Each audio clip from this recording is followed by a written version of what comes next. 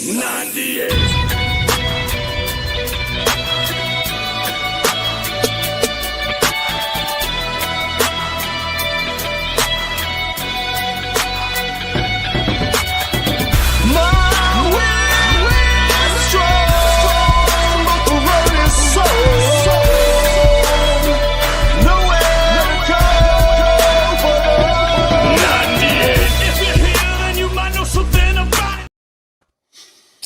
Welcome to another Friday night FTG live episode of our podcast. We just made it by seconds to not be too late, but we got a lot going on. And Randy, congratulations to him. He just had a brand new baby boy. So he's running a little late. He's going to try to get on, and he's going to try to come say hello. So hopefully he makes it. We got Kevin Palco coming on tonight and his opponent, and they're going to be talking about their match coming up. So they'll be on shortly. We got Winter Blast coming in 3 weeks. Holy moly, did that come fast. Man. Everyone and their mother is throwing something on top of Winter Blast this year. So I'm hoping we have a good turnout. But man, like literally there's something 2 weeks before, a week before, the same day, a week after, 2 weeks after, all across the country. And specifically in the Northeast, there's a lot of stuff. And hopefully it doesn't crush Winter Blast because we won't be able to sustain it if we don't get the turnouts that we need to sustain a tournament of that level. So if you want to continue having tournaments at that level, come out and support what we're doing. We're trying to make it bigger and better every year. But like I said, if the attendance goes down, then we can't do it because it wouldn't financially make sense. We can't continue something of that caliber if, we don't get the turnout. So keep that in mind when you're picking your tournaments, or let the promoters know, like, hey, man, your small tournament is falling on top of Winter Blast, and, maybe move it a little, maybe accommodate a little to not do that so that, I view it as it hurts the pullers because a lot of you pullers would like to go to maybe both events, but now you can't if it's too close because, and let's be honest, people are going to pick a tournament that's closer to them or in their backyard rather than travel a few hours to a bigger tournament. So if you keep them spread out enough, then you don't have that problem and your guys can go to both. And, the cool thing about Winter Blast now is we're starting to get attention from much larger promotions like East versus West and stuff. So winners at Winter Blast, if you win Winter Blast, you earned that win. It is not an easy tournament to win just based on the size of it. We had classes that had 30 guys in it. Like, imagine having to go through 30 guys to get to the top and win. Holy moly. But got a lot of cool stuff going on with Winter Blast. IFP's coming out, one of our sponsors. They're giving us $1,250 per hand for best overalls. So at the end of the tournament, we're going to do a best overalls for pros. And winner walks away with $1,250 each arm. And also these 12-inch amazing shields. I believe Primo Chalk is going to be sending us some gift bags to give to the winners. The local tourism department is giving us some gift bags for people. So I don't know exactly what they're all giving us yet, but we'll pass those on to the athletes if we can. Same with the super match guys. But yeah, anyway, we got some great super matches. We'll talk about those later. And, we'll get this rolling. I don't know if you want to send them the link now, Dave. Oh, I can certainly do so. Yes. But yeah, I can't believe Winter Blast is coming so fast, man. It's right around the corner. Sucks that I got hacked because that really damaged the way that I could promote it. So if you guys don't mind helping us, go to the 98 Winter Blast 2026 new page and share it, or hit invite and invite everybody on your friends list. Help us get it out there, because the old page had hundreds of people coming, but I can't update it. So I can't put any new announcements on it or anything like that, which sucks. So if we could get everybody to join the new page, and they can see the announcements that we're going to be making over the next couple weeks. Yeah. So if you could help us do that, that'd be great, because I can't do anything right now. And if we were friends before, add me on Facebook, because it's only letting me add like 2 people, and then it's telling me that I'm adding people too fast or too many a day or whatever. So if we were friends before on my old account, which I know there were a lot of people because I was maxed out. So feel free to throw me a friend request and I'll add you, because that's the only way I can add people quickly, because Facebook is retarded. And I said that twice because my account got hacked. Not hacked. Really, I keep saying hacked to be nice, but someone out there, I don't know who, and I'm sure you can guess on your own, but someone just reported my profile over and over and over and over. And Facebook AI can't distinguish between a threat or a real threat. I mean, people were reporting pictures of my daughter, stupid stuff like that, and it shut my account down because AI just sees all those attacks or those reports or whatever, and doesn't realize that it's not anything that's even reportable, and they just shut my account down. And I appealed it, and they denied the appeal. And I'm like, well, there was nothing that could have been reported that was inappropriate, because there's nothing on my personal profile that could have been reported that was inappropriate. And then, I got a few things say that it was pictures that they, reported of my daughter, or like, promotion stuff. And I'm like, well, someone did that on purpose to get our account shut down. And it really did cause a lot of mayhem in how we could promote Winter Blast and stuff like that with all our groups. I had to try to regain admin rights to like hundreds of groups. So whoever did it, good job, buddy. You hope it was worth it. Hope it was worth doing that. I mean, yeah, you kind of hurt our promotion, but you also deleted pictures of my daughter that I can never get back, and my dad that passed away. So, good for you, buddy. Glad you got what you wanted. Anyway, it is what it is. Winter Blast is still going to go on. We're going to have a good time. We got a lot of vendors coming out. We got some clowns coming out for the kids that are going to do balloon animals and stuff, and some crowd magic and some things like that, just to make it more exciting. We got Sarah Ray and Corey Miller coming out to do brackets. We got Mikey Oliva coming out to help with brackets and do a lot of announcing and stuff. So that'll be cool. We got a whole bunch of refs coming. We're going to try to run as many tables as we can and get Winter Blast rolling and over with, so that it's not a 12-hour production. But yeah, anyway, everything's lined up. We got everything going pretty good. So I think the vendors will be cool. We got a lot this year.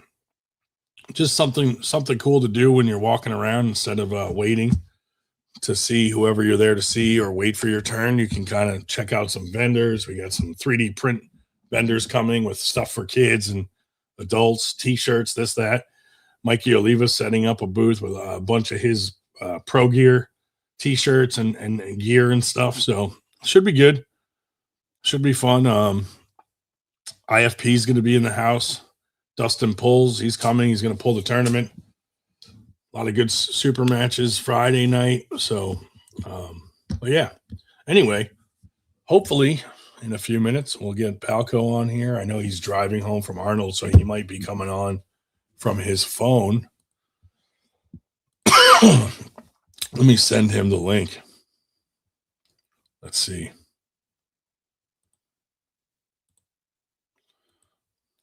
You know, if you have anything to say, Dave, feel free while I send them the link. Well, actually, that's what I was doing myself. So I've sent to both of them, and let's see if it goes through. I also sent it to their promoter, who was basically wanting to get them on. Just no offense to that guy, but goddamn, dude, it was a pain in the ass to get this all scheduled. It's a lot easier if you message one person than all three, because that caused a lot of confusion there. So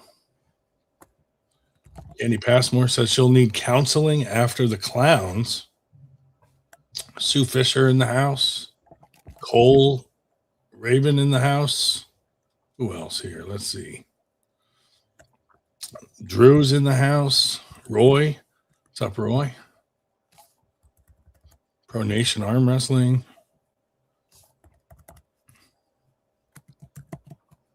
Sal's in the house. Candy. Carolyn Looms. Market Basket, Woburn, Mass. Yeah, dude. Before pulling for a purpose tomorrow at Dave and Buster's. Nice. Very cool. Any response, Dave?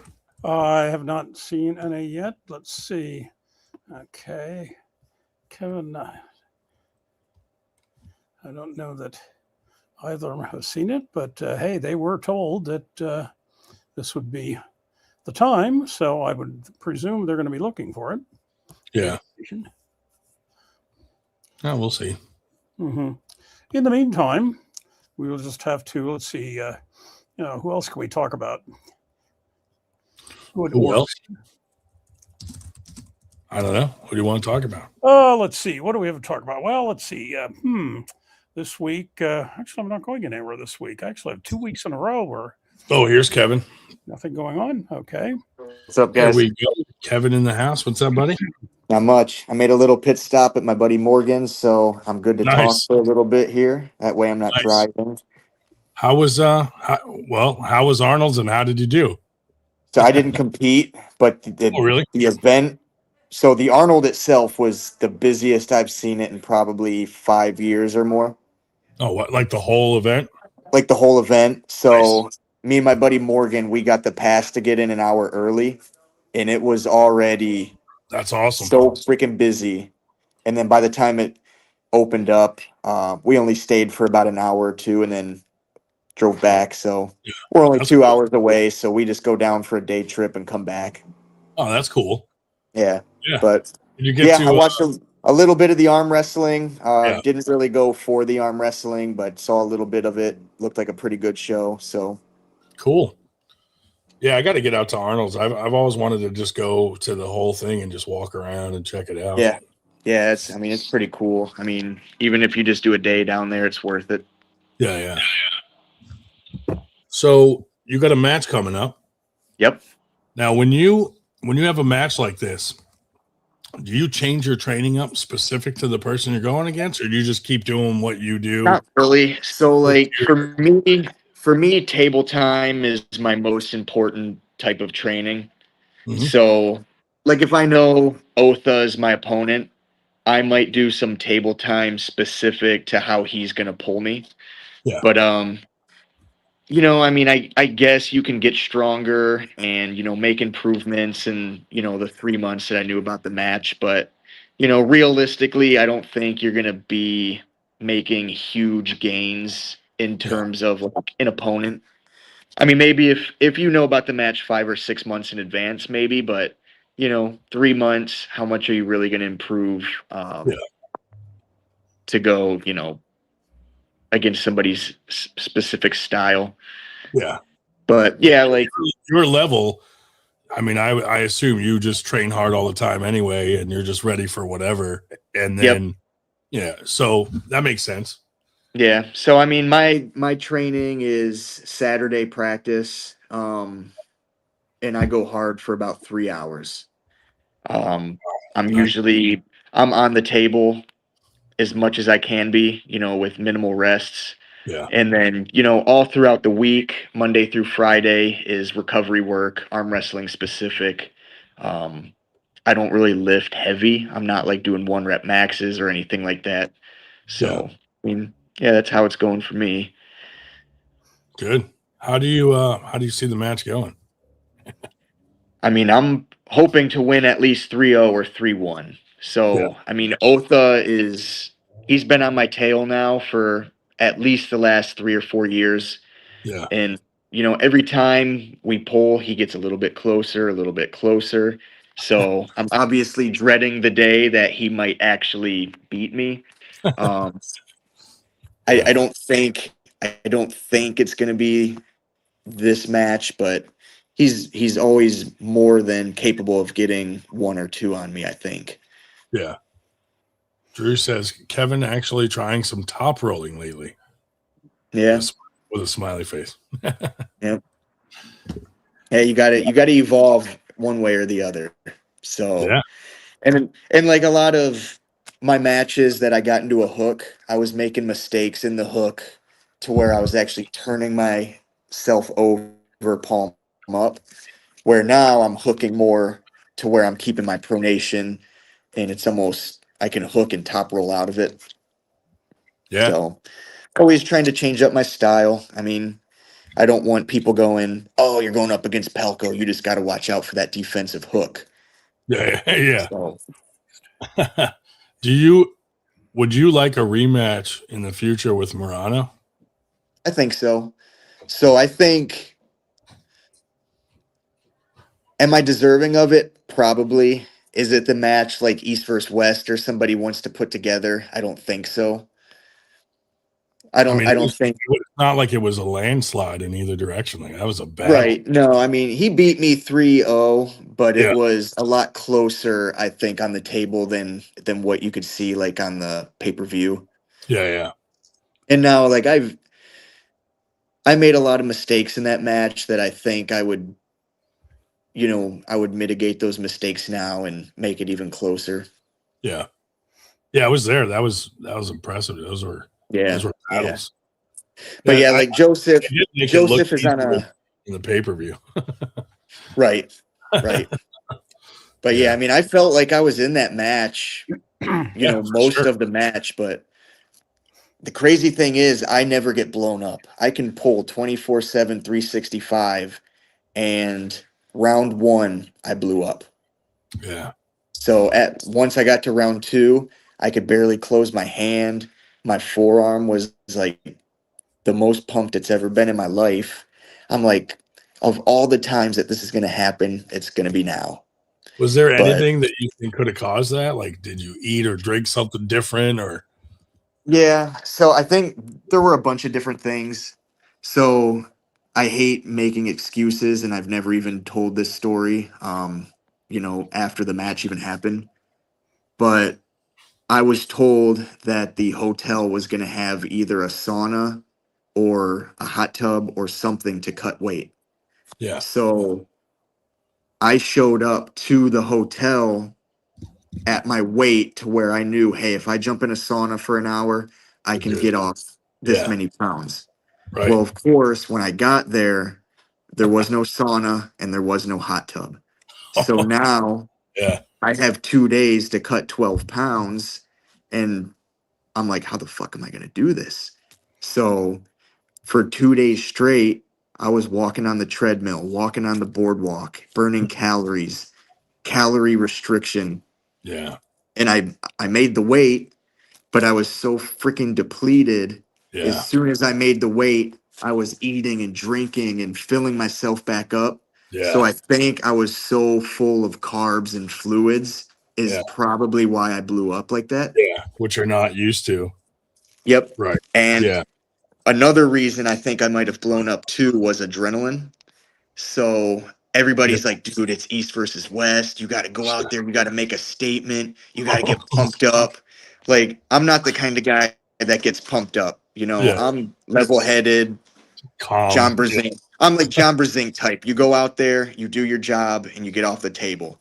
Yeah. But everybody's like getting in my head. They're like, dude, you need to go out there, be aggressive, like make these people know Yeah. who you are. So like I come out of the curtain and of course you see 3,000 people in the crowd. You're going to get pumped up and I'm yelling Yeah. and screaming. And you Yeah. know, I could feel my heart rate was racing a lot more than it does, you know, in prior matches. Yeah. So I think that round one, I had so much adrenaline. And then as soon as the round was over, I dumped. And yeah, there was not much to it after that. Yeah. I mean, who could blame you though? That's the biggest stage in the land Right. for arm Yeah, wrestling, and you for walk out sure. first time. You know, that's a lot Yeah. to take Yeah. in. And I think Joseph, he took the right approach. He came out very calm. You know, he had Paul Lynn in his corner, which I'm sure he was feeding him a lot of good advice. Yeah. So, but I mean, yeah, I mean, those are two big mistakes that I think I made.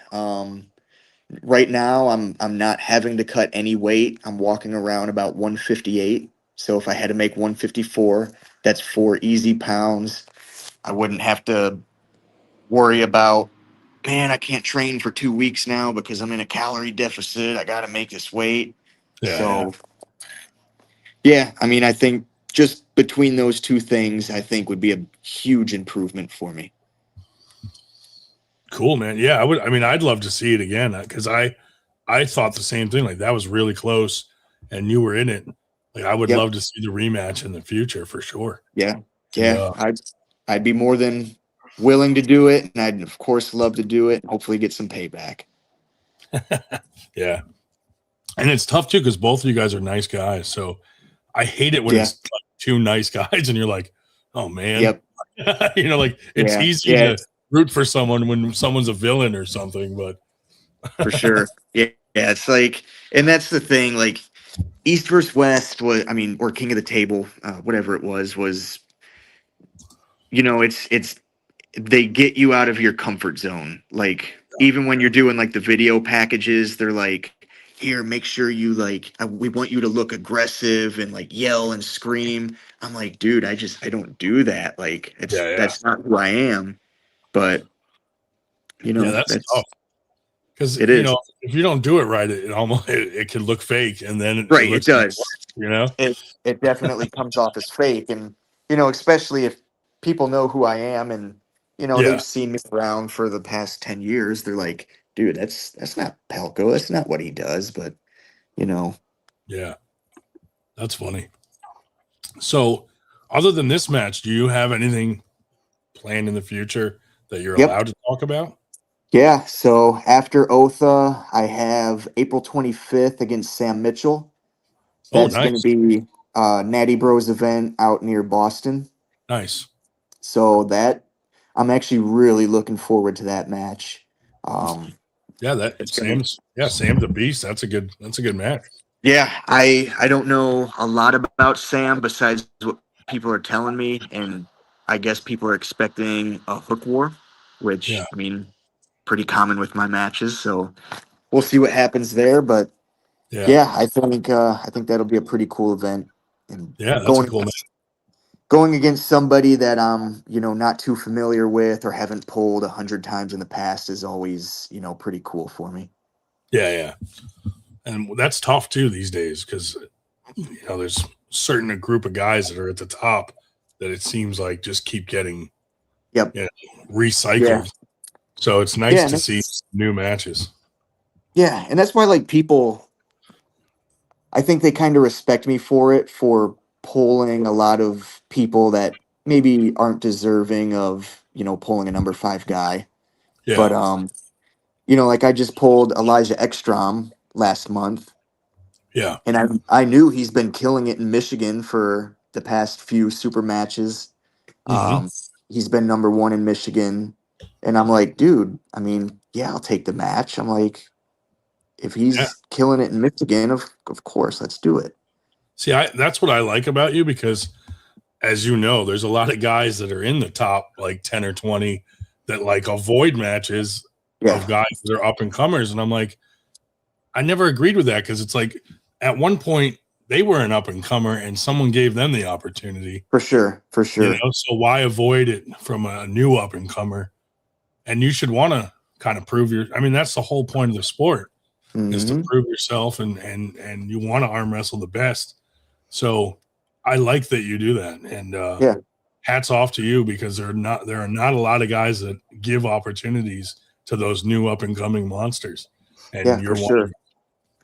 Appreciate that. That's like, nothing against like Joseph Moranto, but I think he's pulled maybe 2 times since we've pulled at King of the Table. I think I've pulled 9. So wow.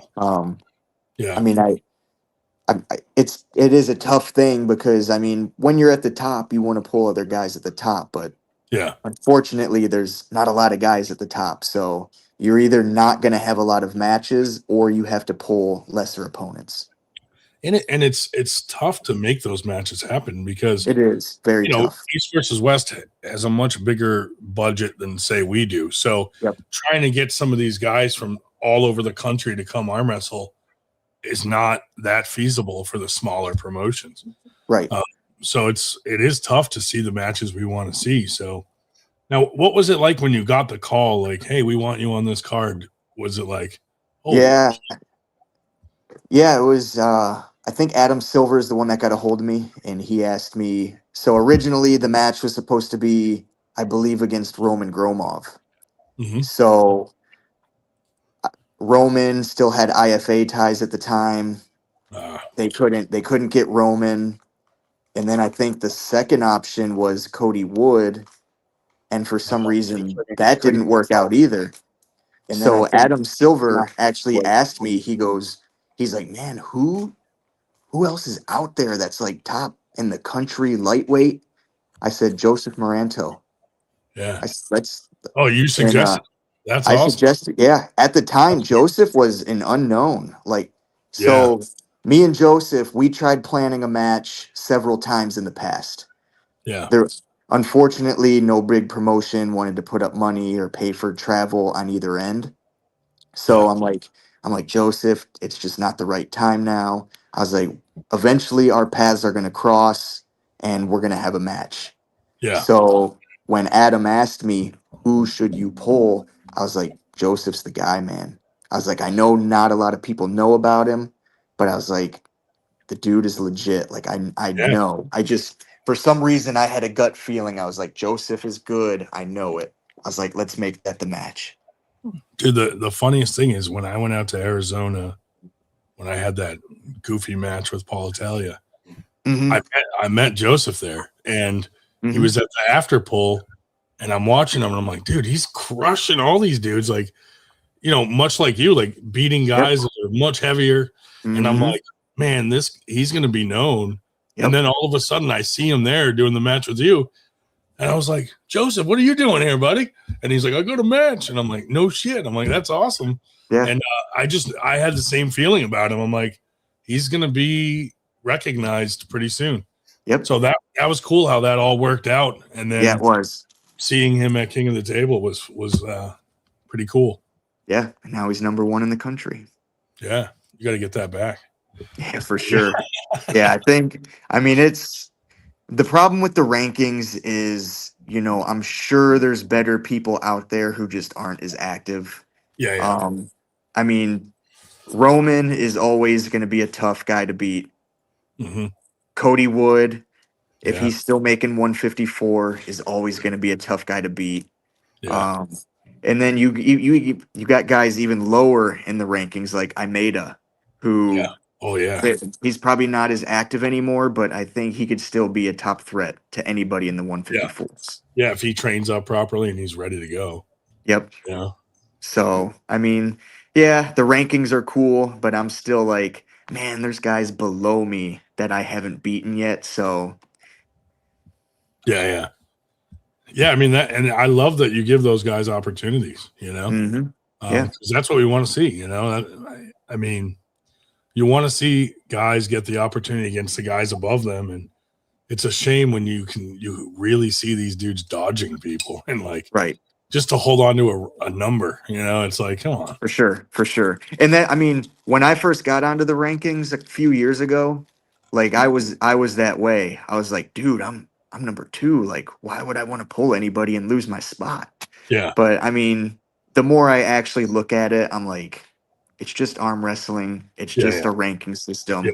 I'm like, I'm not gonna stress out about this, and Yeah. I'm like, I'm just gonna pull who I want to pull, and I'm gonna have fun. Yeah. Because really, the higher ranked guy has more to lose. The young guy, if you lose, then you lose your rank. The young guy is just throwing whatever will stick to the wall to get that match. Yep. So, I understand like that feeling probably goes through a lot of guys' mind, but Oh, like absolutely. you said, you eventually were just like, screw it, I'll pull them all. Like, Yep. I love that. Yeah. And I mean, if I think it's going to be a stupid match, like a waste of my time, like if somebody asks me to travel states away and I'm like, I'm like, it's just not going to be a good match. I'm not going to take it. Yeah. But if I think you're a worthy opponent, then absolutely I'll make the time and effort to go out and do it. Yeah. That's awesome. Oh, Randy just joined us. Randy, congratulations on the new son. Thank you.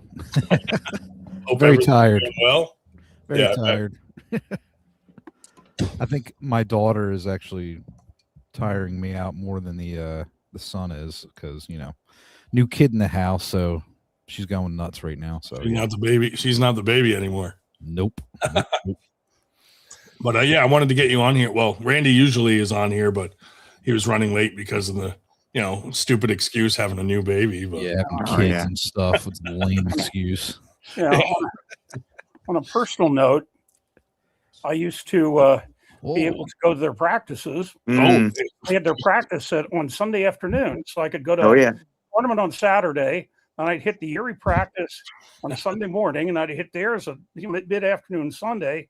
And then Kevin got a job change schedule, and now they meet on Saturdays, so I can't all 3 again anymore. But yeah, that was a fun time. Look at Kevin being nice with Dave. That was one of those 20-minute wars that we had, right, Dave? Dave's stamina test. Yep. Tell people that's what I'm good for. Is giving stronger people a pump. That's all I'm good for. Yeah. Hayden, that's a good training partner. Nothing wrong with that. For sure. No, Brendan, do you want to jump in? Yeah, I would love to. Yeah, Kevin, I met you a couple times at King of the Table AC and at Arm Gods Winter Blast. Oh yeah.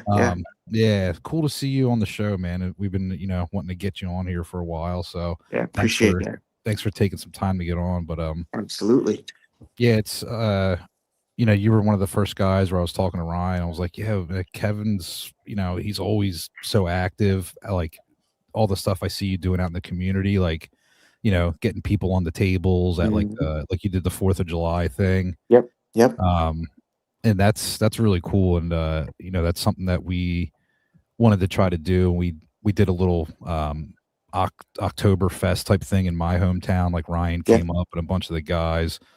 So that's always super fun to, get people interested in the sport. And I actually wanted to ask you about that. Did you have anybody kind of like get into a club then after that, or like start showing up to practices?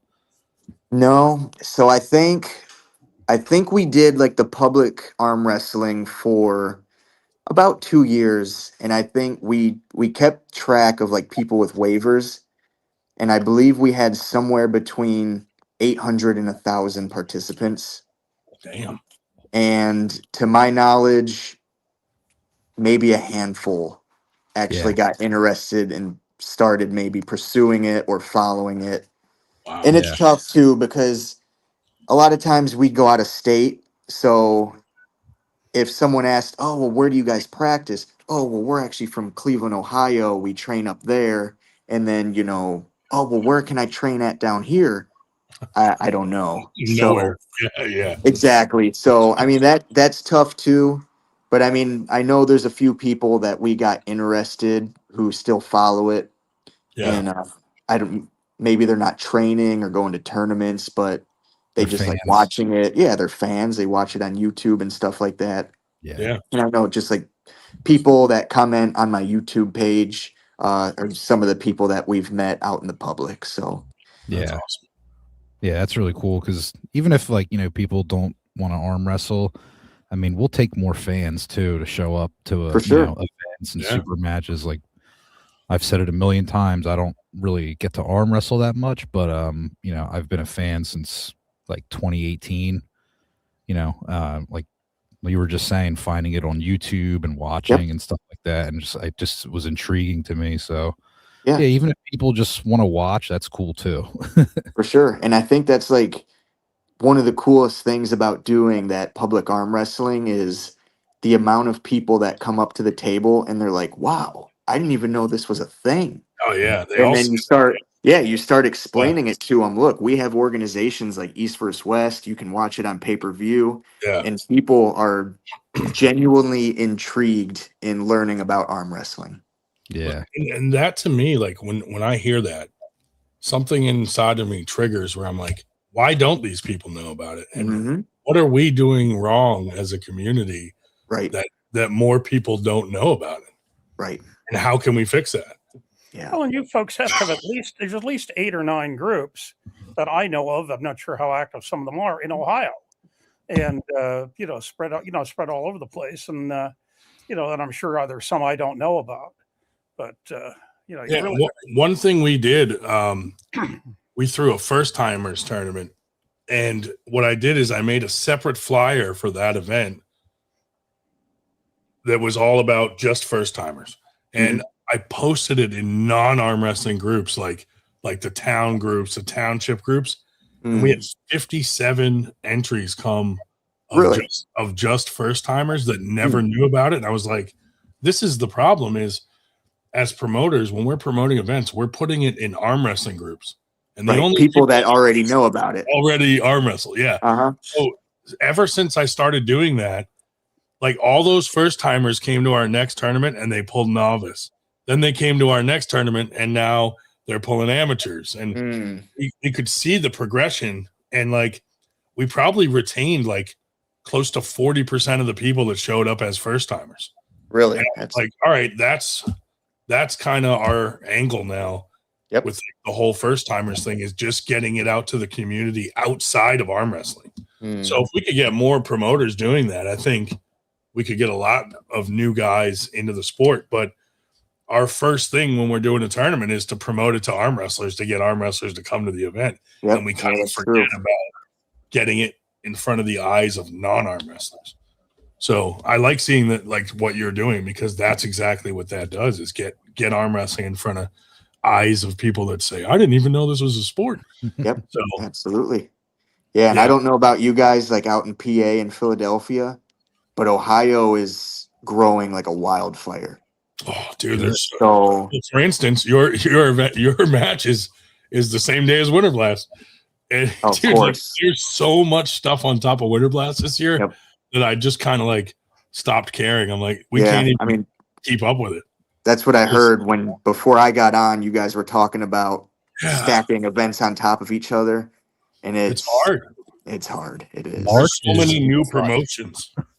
Yeah, March Yeah. has been crazy. Like I guess it's coming out of February, for the winter time for a lot of East Coast and Midwest and stuff.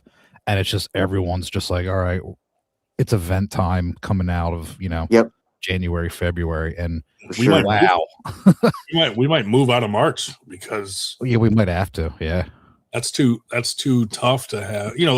Like I was saying, if there's a tournament in your backyard, you're more than likely going to go to that over traveling, Right. hours to Winter Blast. But I mean, that's kind of sad though that Winter Blast has the reputation for being the first tournament like after winter I or know. in March. Yeah, and now it's like, And not yet at people all. are still stacking on top of it. Yeah. well, and This kinda sucks. I wrote or I sent a text to Adam Finley, who was running your Yeah. event. Yeah. And I said, not just us, but I said, you're a week after Sit Down Nationals. You're on top of us, and I guess they were they were really close to something else as well. And I said, Arnold's- it's going to affect your, it's going to affect your turnout. For He said, sure. well, it's the only time we could do it, but whatever. Yeah. It's hard, man. And it is like for me as well, like I promote the dog fights organization. yeah. And people are asking me constantly, when's the next dog fights? When's the next dog fights? I'm like, dude, my schedule personally is already booked up for the next 4 months. I have a super match this month, next month. I plan on doing nationals. I plan on doing Michigan State. I plan on doing this. And I'm like, when am I going to promote a dog fights? Plus, I have to worry about stacking on top of other people's events. Yeah. So, And what people don't realize too is like, if you do an event every month, like it loses its prestige, and like it waters it down a lot. So I see some promotions doing it where it's like every month there's something, and I'm like, man, it's like a little too much, Well, Tim Lewis will get a invitation. Hey, can you join us for this, whatever, 3 weeks from now, or say even 6 weeks from now? He says, hey, basically he's booked out, 3 months in advance. Well, God, Tim's got a super match every weekend. Yeah. That's excessive too. It is. Yeah, Tim might be one of the only people more active than me in arm wrestling. Yeah, for real. I don't think there's many close to him, really. I mean, he's just every week I see a new super match he's doing. Yep. Well, since you guys are on this topic, I'll ask Kevin first. But so Logan Bittinger actually made a post on Facebook about small tournaments, big tournaments, the frequency of these tournaments, because he was just over in East versus West at the Austrian event, and he's saying there's too many events now. Like it's watering things down. The competition isn't as good, and the turnouts aren't as good. Do you kind of agree with that? Just based off what we're talking about in March alone. Yeah, I mean, definitely. I think there is a need for smaller local events, but then it's so hard because there's so many different promoters and stuff. Yeah. But I remember when I was first getting into the sport 12 years ago now, you had your local tournaments and then you had occasional big tournaments. I mean, these were the tournaments you knew you had to go to if you wanted to prove yourself. Of course, there was always Michigan State back then. And then you had, at the time, there was only one nationals, I believe. And then, there were just a few other events around the country where you're like, this is the one you have to go to. Yeah. But now it seems like there's at least a local tournament every weekend somewhere. And then it seems like there's these bigger events probably every month. Yeah. So, and it's watering down the talent pool because guys cannot go to a big tournament every month. Yeah.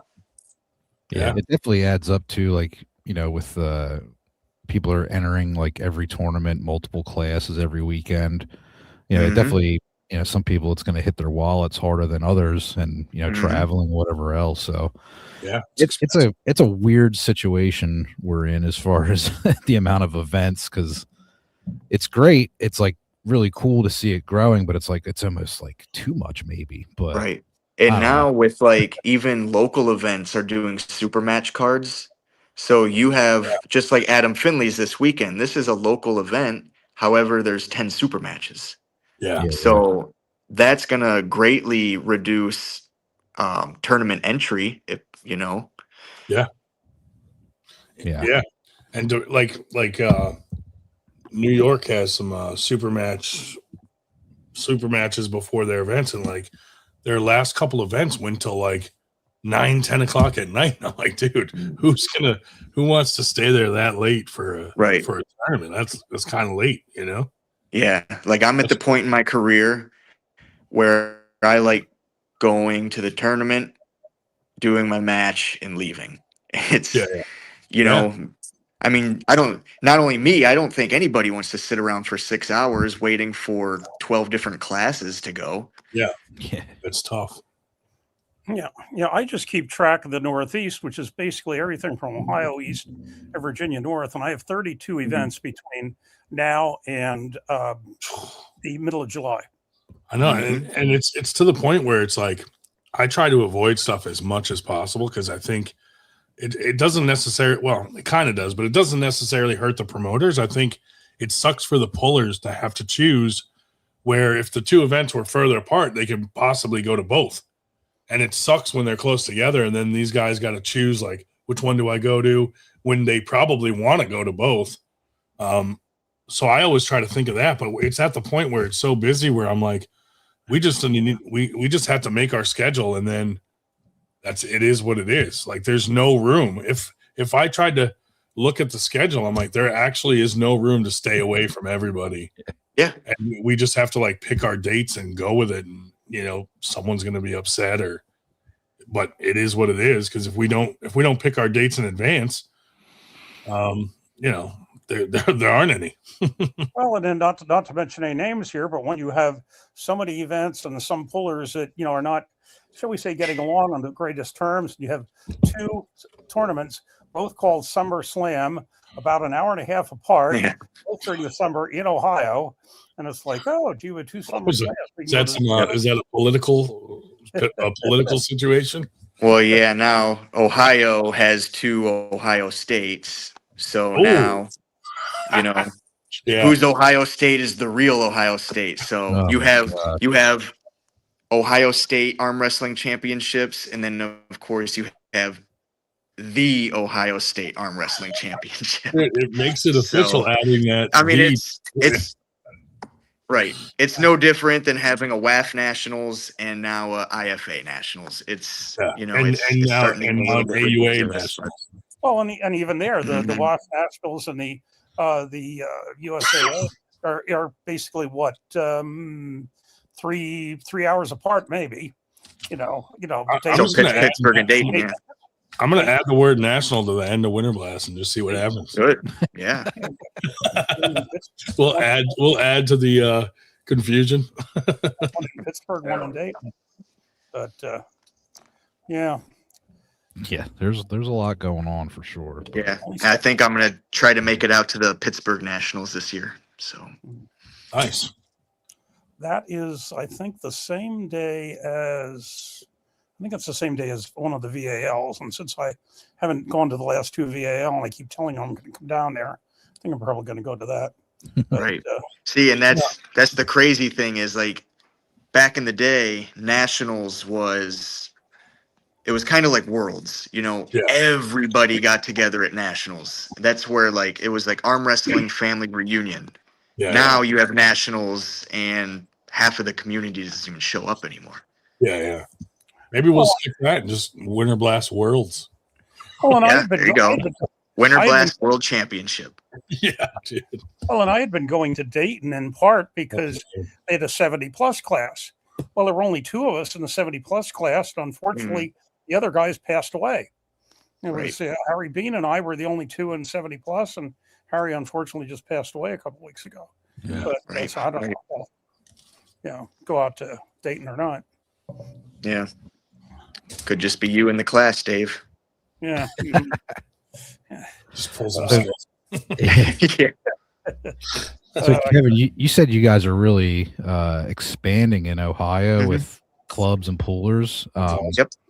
I noticed that also because of Alan Vaughn down in North Carolina, that North Carolina has also really blown up with clubs. What do you attribute that to? Is it just YouTube, or is it just the the local events you guys have been doing? I think it's everything combined. So what we started doing at our club was we implemented a club ranking system. That's fun. And I've noticed ever since we started that, we're consistently every week 25 to 30 people showing up to practice. Damn. Nice. So now we're getting guys that they were maybe always a part of our club, but showed up every now and then. They're now showing up weekly. That's and awesome. Those guys are telling their friends about it, who's telling their friends about it. And then, we have eventually more people showing up to practice. Another big thing that I'm seeing is social media. Because we always ask new people, well, how did you find out about us? oh, well, I just searched for arm wrestling in Cleveland and you guys popped up. Yeah. So, That's I mean, good. we have our Facebook page, we have our Instagram page, both Cleveland Arm Wrestling. You can find us on there. Yeah. We post, we try to post throughout the week. This is when our practices are going to be. We post upcoming tournaments. So, yeah, social media is a big thing. And Massive. Yeah. I think promoting your club as the city that you do it in is a big thing. Like, I Yeah. know a lot of people, they name their club Burning River Arm Wrestling. Well, Yeah. if somebody searches arm wrestling in Knoxville, Tennessee, Burning River Arm Wrestling might not pop up. Yeah. But Yeah. if they named it Knoxville Arm Wrestling, now you would be able to find that on Facebook. Yeah. So that's like so I took over the arm wrestling team in Cleveland. Well, there was no team. We used to train in Huron, which is about 50 minutes outside of Cleveland. That team ended up disbanding, and there was no team in Northeast Ohio. So I was like, I got to do something. Like we got to have a team here. So I created my own team, which was initially called Full Throttle Arm Wrestling, Mhm. and that's how we branded it for like the first year. And then I started doing some thinking and stuff. I was like, man, if we really want to market this in the Cleveland area, we have to name it Cleveland Arm Wrestling. Everything has to be specified around Cleveland. The logo has to have Cleveland on it. Yeah. And since I did that, the numbers jumped up pretty dramatically. Nice. Keep it simple and direct. Make it as Absolutely. easy as possible for people to find. Yep. Yeah. Because I can just go on Instagram and type in Cleveland Arm Wrestling. All my stuff pops up. Go on Google, Easy. type in Cleveland Arm Wrestling. All my stuff Yeah. pops up. Yeah. But yeah, if it was named Full Throttle Arm Wrestling, you don't know if that's in Cleveland and California and New York. Yeah. You have no idea. That's a Right, good point. That's a good point. Yeah. Well, and when Yep. you used to be in Parma, now you're in Berea, but Right. Basically, people, you're still in the Cleveland area, but people aren't For gonna sure. look for you in Berea or Parma. Exactly. Yeah. Cleveland is the biggest thing around us. So Yeah. like any cities that are within a 30-minute radius of Cleveland, I'm going to consider Cleveland. Yeah. And Yeah. yeah, that is There you our go. Instagram page. Yep. Go follow right now. Yeah. Heck yeah. Get out. I know you got your phone in your hand. Go follow. Yep. Yeah, and- Yeah. Formerly We're known just, as Full Throttle. so we're just starting the Cleveland page. We just started the Instagram page probably a month or two ago. Nice. What our primary purpose is going to be, we want to showcase who our teammates are. Yeah. So, That's good. like a lot of people, they might be worried to show up to practice. Oh, I've never arm wrestled before. You guys are going to crush me. No, go check out our Instagram page. You can see that we have coaches, we have veteran guys that work with newer people. We show you the techniques. Yeah. It's not just pros in there, beating up on each other. Yeah. So that's another cool thing is, hey, go check out the page. This is what our club's all about. Yeah. Like I said, That's good. showcasing our teammates. We're going to start putting out training videos, maybe just like 1 minute short videos. Hey, this is this is how you cup. This is how you top roll. This is, just simple, basic stuff. Yeah. I love that because like when I first got into arm wrestling, like I went to a lot of practices just to experience a lot. And there's such a big Yep. difference between a practice where they just beat up on each other and one that's like structured where they're working on Mhm. specific things. And you got a table that's like designated to the newcomers learning the basics. It makes such a big difference. And I think a lot of guys come back more so to the structured Yep. practice than one that's just a free for all. And, Well, it makes a big impact on those new guys. Yeah, I've told people if you go to a practice and all they do is want to beat up on the new guys, find another practice. There aren't that many of them. Absolutely. There are some out there. And I'll tell you, just a little bit of true confessions here. We have somebody on our team, not going to mention names, somebody on my local team who took some videos of him pulling a new guy and really posted them as looking like he's basically making himself look good, beating up on this person. And he is going to be spoken to. In fact, not only is he going to be spoken to, he's going to be made to look like an asshole because there are some videos in the works that, whatever.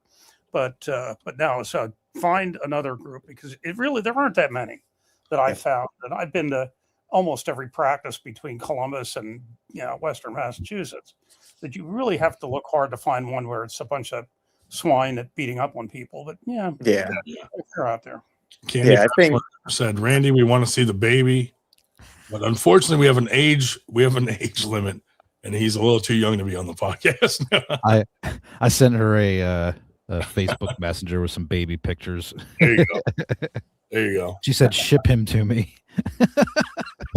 And now that make sure you leave air holes in the package. And now that it's been 40 or 50 years since the Cuyahoga River caught on fire, people don't know about that anymore. So Cleveland has a much better reputation than it used to. Yeah, it's getting better, I think, but I think it's still known as the mistake on the lake, but it's getting better for sure. We're not Detroit. That's the main thing. Well, I love what you're doing out there, man, and I always been a fan of yours since I got into arm wrestling, and man, like hopefully maybe we can get you some opportunities in the future, and stuff like that, because that's what we try to do. And I mean, you've been to our Arm Gods event that we had and Winter Blast and stuff like that. So that Arm Gods was one of my favorite promotions that I've been to. I mean, I've been to Arm Wars, I've been to King of the Table, I've been to Nationals and Worlds. Arm Gods was fun. Yeah. We put a lot into that one. I really like. Yeah, that was fun. The James Brown impersonator and bagpiper, like. Yeah, they were good too. So yeah. And you were fourth or fifth in the Worlds in France some years ago? I placed fourth, left and right. Yep. Yeah, fourth. Nice. In Worlds. Yeah, the thing I liked about the Arm Gods was that the table is on the floor and everyone's around it. That's a cool vibe. Yep. I love that's what I love. Like, I would love to have an event where we just pack the place around the table, almost like a concert where you're like borderline shoulder to shoulder. Yeah, almost to where like the crowd can reach out and touch the competitors too. Yeah. The intense, like even closer than the WAL, like even a little closer than that. I think that would just be nuts. And that's that like would be kind cool. of that's the Arm Gods vibe. It's just it was a lot of fun. Yeah, dude, we lost by one match. Damn it, that was crazy. Yeah, I thought we had it in the bag. Like, even 3/4 of the way through, it was still like leaning towards USA, and then fortunately it flipped. Yeah, but that was cool seeing Craig Sanders come back from. That was really awesome. Dude, that was insane. I gotta say, it was as much as we wanted the USA to win. And Corey is probably the most surprised by that. But that was a good match too. Yeah, that was good stuff, man. All the matches were pretty good. Heck yeah. But yeah, I'm always open for opportunities. So if anything ever pops up, feel free to reach out to me and see what I can do. Definitely, and good luck in your match. And absolutely. I think he was supposed to try to get on, but I guess he didn't get on. But I'll be checking with you folks as to who practices during the week. So maybe one of these weeks, when I know anything, I'll take a practice tour of Ohio and hit 4 or 5. And if I have an open day I don't know what to do with, I'll go down and fight with David Lee or something. But I'll just say this to your opponent. You made it on the podcast. And winners come on our podcast. So I don't know what the outcome will be, but I'm just saying there might be a correlation there. You made it on the podcast and he didn't. Yep. Yeah. If he didn't make it on because he was training, that's okay. But if it was for some other reason, if it was for another reason, then shame on you. That's the only excuse that's okay. For sure. Yeah. But all right, thanks for coming on, man, and we appreciate your time. And good luck with everything, man. And absolutely. Yep. Thank you all. I'll talk to you guys soon. Take care, Kevin. Thanks.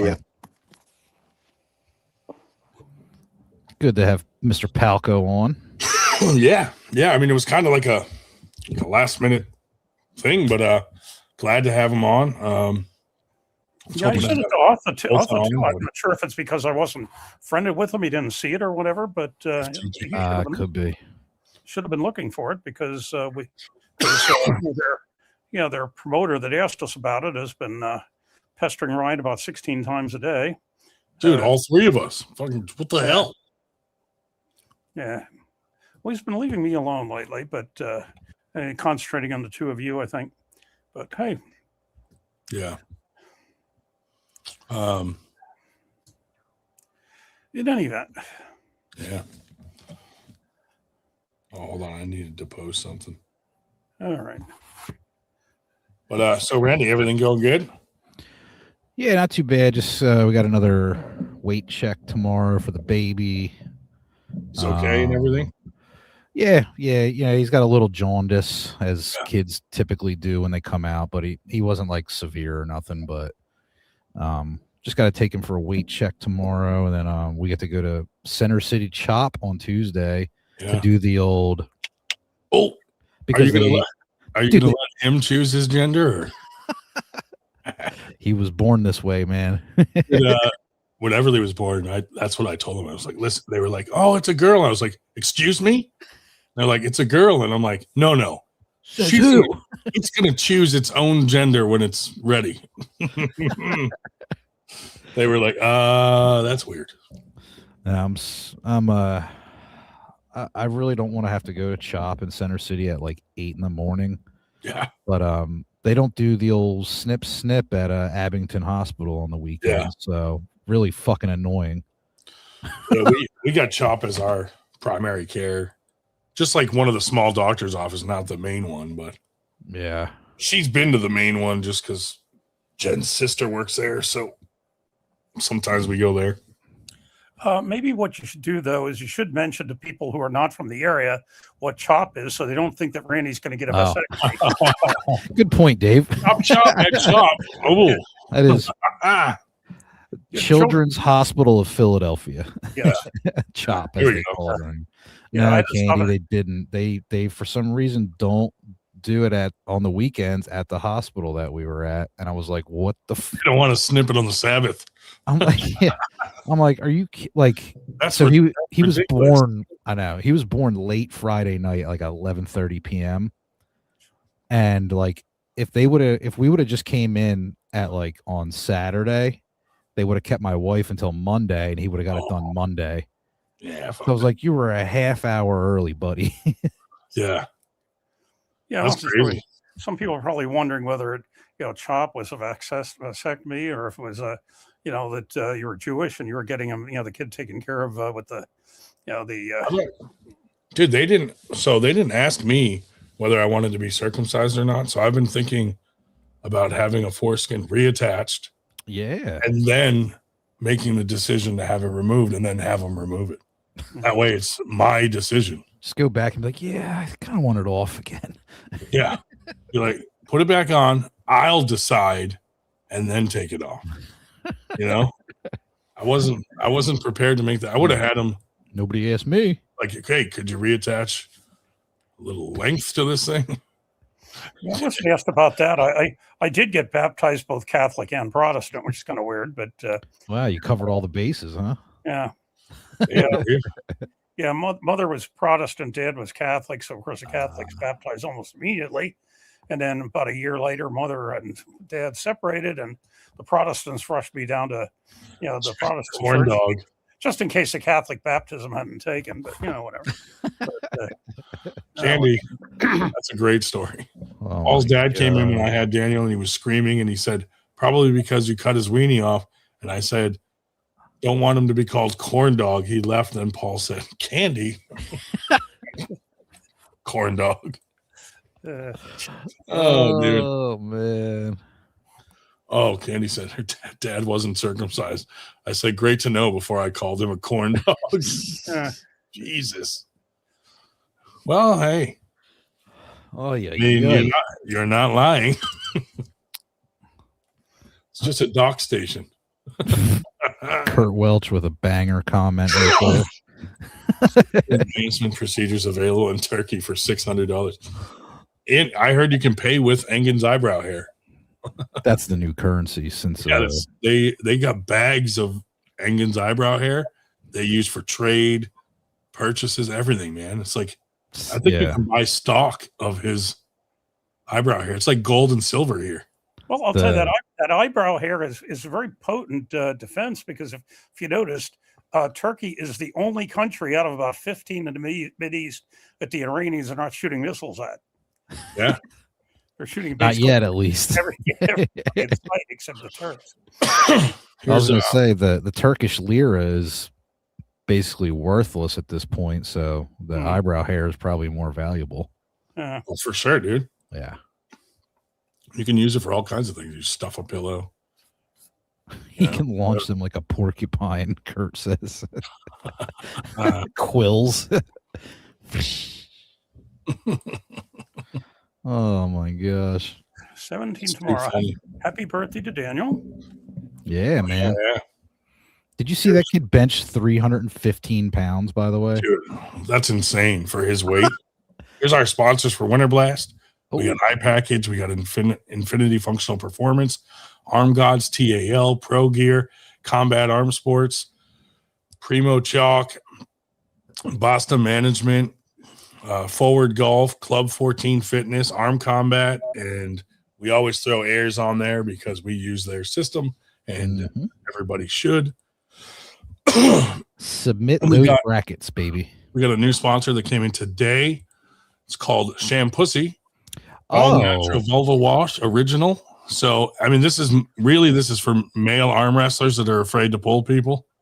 But yeah, Shampussy. If you have any sort of odor, body odor, this is the shampoo that you want to use. Shampussy. So, thank you to our new sponsor. I was unaware of this new opportunity. They gave us no money, nor do they know about it. So, but. New sponsor, but they're on board. They're on board. They're on board with what we're doing. It's for you male arm wrestlers out there specifically that don't want to lose rank. Oh my goodness! Is that a dry shampoo? I hope so, dude. You don't want to add moist to moist, you know. Oh my goodness! Anyway, other than that. Let's talk about some of our super matches for Winter Blast. Yeah. Let's pull them up, dude. Let's pull them up. Let me see if I can. I'll see if I can find the full thingamabobber there. Winter Blast new page. If you are unaware, we have a new event page for Winter Blast. Yeah. If you did not already RSVP to the original, make sure you look up 98 Winter Blast 2026 new page on Facebook. Yeah. I got a few of them here. I don't know if this is all of them because it's really hard to tell if you have the right thumbnail when they all look alike. Let me double check what we got. I can share. You want me to share screen? Against Lydia. Yeah, if you want to share screen, go ahead. All right, cool. Yeah. We will share it. 98 Winter Blast. Cool. Boom. Billy Dunbar. Yeah. Dunbar versus these guys have been wanting to pull since Thomas pulled Tim Lewis. So this is a great match. Two really cool dudes. I can't wait to see this match, and that's going to be at Winter Blast Friday night. Yeah, Dunbar's. I've gotten to see him pool a couple times. Yeah, I don't recall if I've seen Charlie pool or not, but I know Dunbar's very good. So yeah. Yeah, you saw he did a super match at Dragon Grip. Oh, that's right. Yeah. Yep. Yeah. See, it was just the snow. The snow threw me off. I mean, I don't know why these guys aren't wearing jackets. I mean, they got to be death of cold. Yeah, they're going to be freezing. But yeah, this one's definitely cool. Looking forward to that one. Nice to see Dunbar coming up for the event. Yeah. We'll probably do a specific episode for all the matches coming up soon where we'll talk about them all and that'd be fun. Go into depth about them a little bit. Yeah. This is going to be a good one, dude. Oh yeah. David Nikabadze against Vadim Germain. Dude, I don't know if you know Vadim, but he walked into Knuckles, king of the table, and fucking wiped the floor with everyone in his pajamas. That was the dude. That's him. That's Vadim. Yeah, I know. Yeah, I know who you're talking about now. I mean, he's a great dude. He used to be on Team Philly. He used to train with me and Dave a lot, and super cool dude. And David's a beast for his weight and size and age and everything. Like, this is gonna be a fun match to see how things go. I did not recognize him because he doesn't have the hat on and stuff. Candy said all the females are in tank tops. Yeah, I don't know why you guys would dress like that in the winter. That's crazy. That's pretty cool though. I did not realize that was him. Yeah, he's the one that was in the wacky pajamas and like he was hanging out with like Alex Top Roll and stuff. Yeah, all those guys. That's awesome. Yeah, and David, what is he ranked 5th right now? Yeah, in the 154. Yep. Yeah, no, that's awesome. Definitely looking forward to that one. Yeah, just in case people think that you're making things up again here. Let's see.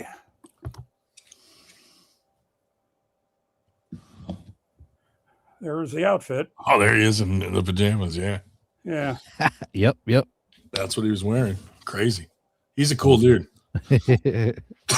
I've seen him so drunk that he couldn't even walk, and he just was like, "See you guys," and walked out the door. And I'm like, "How is he getting home, dude?" That's funny. He wasn't driving though; he was walking. So, otherwise, I would have taken his keys away because it was not good.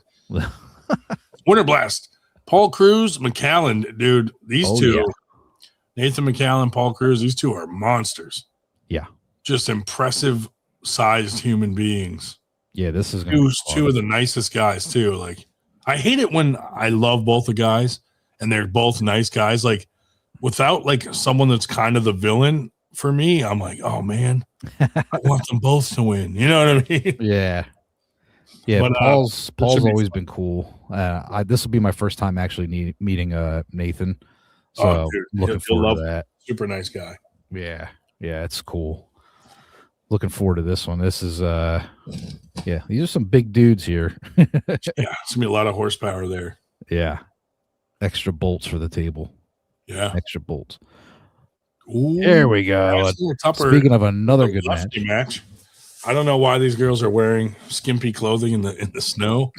Dude, listen, everyone's making fun of my flyers, but you have no idea how difficult it is to get AI to produce snow in the right way. Like, it's either too much or too little or not enough, or then it changes the name and all of a sudden it says Winter Black or something. Oh, dude, I know. And I'm like, God damn, I have to just go with whatever the best one turnout was. Because I made the flyers and then I'm like, add a little bit of snow accumulation. And it dumped it, right? And it fucking dumped it. Then I was like, a little less. Then it's like, no, a little more. No, a little less. And I'm going back and forth. And now all of a sudden it doesn't even say their proper last names. And I'm like, I know. I had to go with whatever one was the closest without a lot of errors. So this is how they came out. And but yeah, this match, I believe, if I remember right, Candy said the last time they pulled Lefty, Lydia got a win on her. I think so. Now they were going to pull righty because Candy most likely would beat her righty. So they were going to do like, hey, you'll beat me lefty and I'll beat you righty kind of thing. But Candy got another super match righty, which she's been wanting that match. So we were like, let's do that instead of doing both arms. Yeah. If you go to enough practices, I got a cough, so do your thing. If you go into enough practices, eventually you run into everybody. Yeah. You need a team at Erie. Yeah, this will be definitely cool. There, it's wrong picture. That one. It shifted on me. Candy is definitely much stronger than you would suspect, for sure. So definitely looking forward to that match. That's awesome. And then we got Candy again. So this will be the right hand match. So this is Candy Passmore versus Sky Rena. Is it Rena? Is that how you say it? So yeah, another one. Get to see a little left and right from Candy. That's awesome. Nice having, more than just one ladies match. So Yeah, dude, and this is a match I know she's been waiting for against Sky. So and she's dating Dustin Pulls, so they're coming together. So that'll be cool because Dustin's coming. He's a beast. Oh yeah. He wants to pull the tournament. So that's exciting. So she almost wasn't going to come and then last minute decided to come. So this is a match I'm really looking forward to because Sweet. Nice. Candy's on a tear right now. And from what I hear, Sky too. So this should be good. Awesome. And Sky is from Texas, correct? Yeah. I think. Yeah. Yep. She's been hanging out with Sarah Bachman and training with her. So we'll see. Getting some reps in. Yeah, getting a lot of work in. Lydia Beebe, first time ever pulling left in Connecticut. Not taking anything from her, though. She is very strong. That's impressive to win first time ever pulling. That's great. Then we got this little update, too. Candy, typically, though, her right is her money arm. Trey Palmisano, dude, great guy. Still trying to find a super match for his son, but like that age group, they're all at such different levels. It's so hard to get a match lined up, but he's going to be singing the national anthem, and he's sung before in like stadiums, stuff like that. So that will be really cool. And this is the first time we have someone that agreed to sing the national anthem at Winter Blast. So I'm very excited about this. And nice. Go America. Yeah. USA. Be proud of our country and sing the national anthem. I even bought an American flag we can hold up during the national anthem. Kevin Kaler versus David Hobbs, dude. This is going to be an interesting match. Now, did you enhance Hobbs in this picture? No. Well, here's the thing. The picture the picture he took was very close to that. Like his arms were like looked huge in front of him. Flared out. But AI definitely added some definition to him. Yeah, he is looking. Kevin's like a freak. Like, man, it didn't really do much to Kevin because his picture didn't really show like. Yeah. But this should be good. This is gonna be a fun match because they're both large humans with strength and very, very tall individuals. And Kevin's another example of what we were just talking about with Kevin Palco, that people that are would be recognizable if they got out a bit more. Kevin's a beast. Yeah, he actually pulled the whole Arm Gods team and nearly beat them all after Winter Blast last year. Mm-hmm. He pulled Devin a little bit in AC, and Devin was like, "What the fuck?" Kevin, he was like, "Holy shit, Kevin!" Yeah, he's like, "Why are you so strong?" I actually was talking to Devin the other day after his match, and he was like, "Dude, I'm so fucking sore right now." Like he said, he's like typically doesn't get sore like that. Yeah, but he said he's very sore right now. And I was like, "Well, heal up, buddy." Well, the crazy thing is too, like that whole week before East versus West, he was in Costa Rica pulling like nonstop. I know, dude. I was like, I like the fact that he does that is crazy. Yeah, I think he was doing mainly right arm because obviously he had the left arm match with Vitaly. But and then all the after pulling he does at East versus West. Jenny said it was her first time pulling left when she pulled Lydia. So that's good because now this is like the rematch of Lefty to see how things go now that it's not the first time pulling Lefty. That makes it even more interesting to me.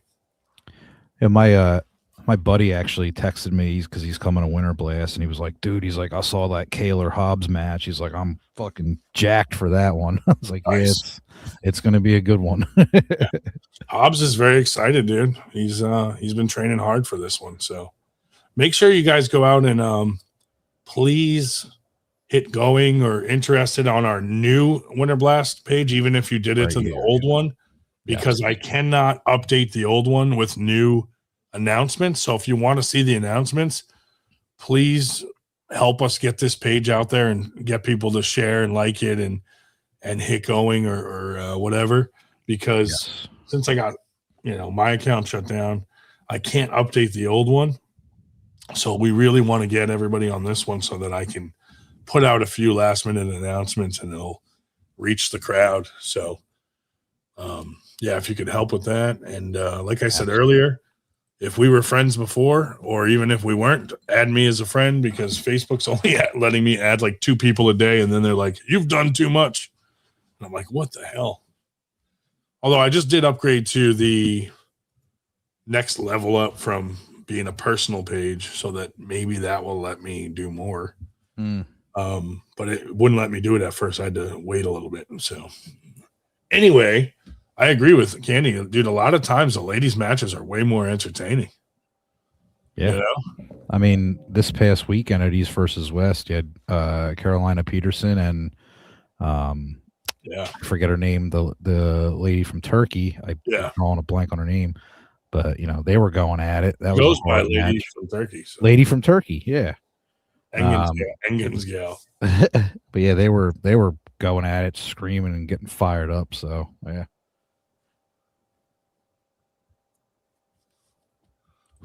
This is interesting.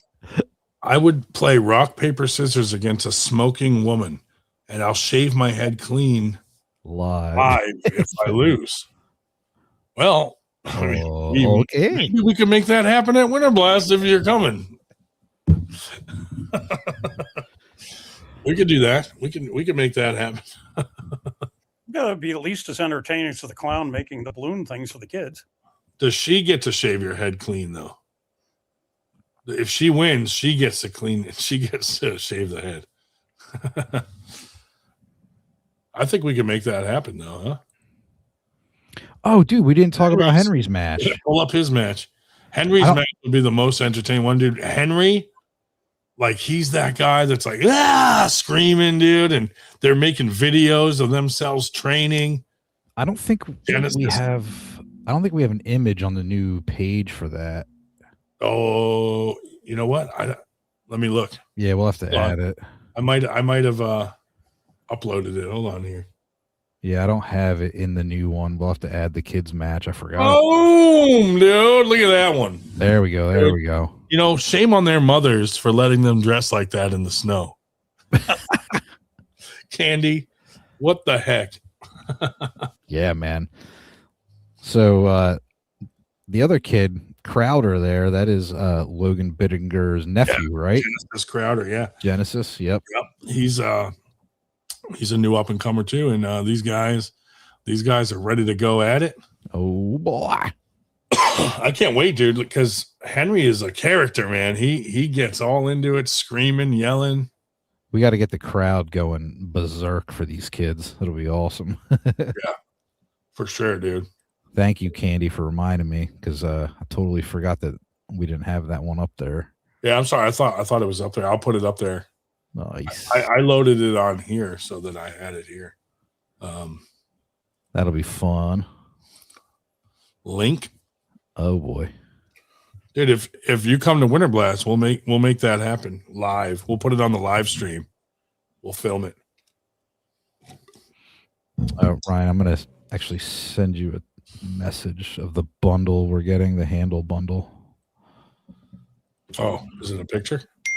It's just a list of everything he's sending us. It's actually a lot. Oh, go ahead and read it off. Okay, cool. Yeah, so Mithril Arm Wrestling from Kazakhstan. His Instagram is @poolheavy. On Instagram, he makes some pretty nice handles. So he's actually going to send us some stuff that we can raffle off at Winter Blast, and we'll do a little media and videos, promotional stuff for him. We appreciate his sponsorship. Yeah. So we should think about that, because if we give them away at Winter Blast, that doesn't give us much time to make some promotional videos of our guys using them. Yeah, I want to get some stuff. Maybe we should raffle them off at like a different event but We then could even do like put them break on it up. display You know? at Winter Blast so people can check them out. Yeah, we And- could like break it up a little bit too. I would like to have some of our guys do some training videos and put them out there using those. That way we have some promotional material, because I don't know if we'll have time to do it before Winter Blast. Probably not. No. like even when I get the package, I can take some pictures and like just do a little something, and then we can give it to the people that are actually gonna. I'd like to get some pictures of people holding them and checking them out, and something like that. Dr. David Stone in the house. The Stone. Link, please. He wants to come on and shave his head.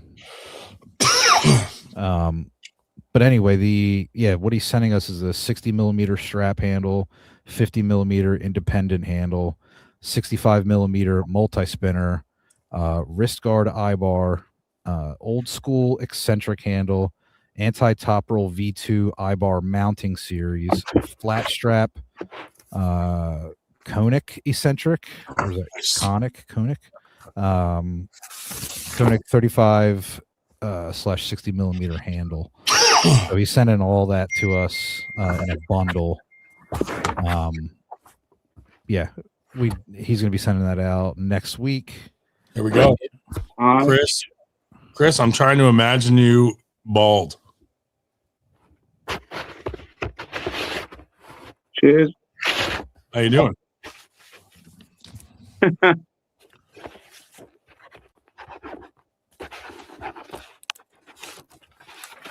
I shave my head clean. If a woman comes in and smokes cigarettes and wins, rock, paper, scissors. That sounds like a fair deal. Are you really good at rock, paper, scissors? Yeah. Yeah, I'm really good. That's great. I mean, you look like an expert.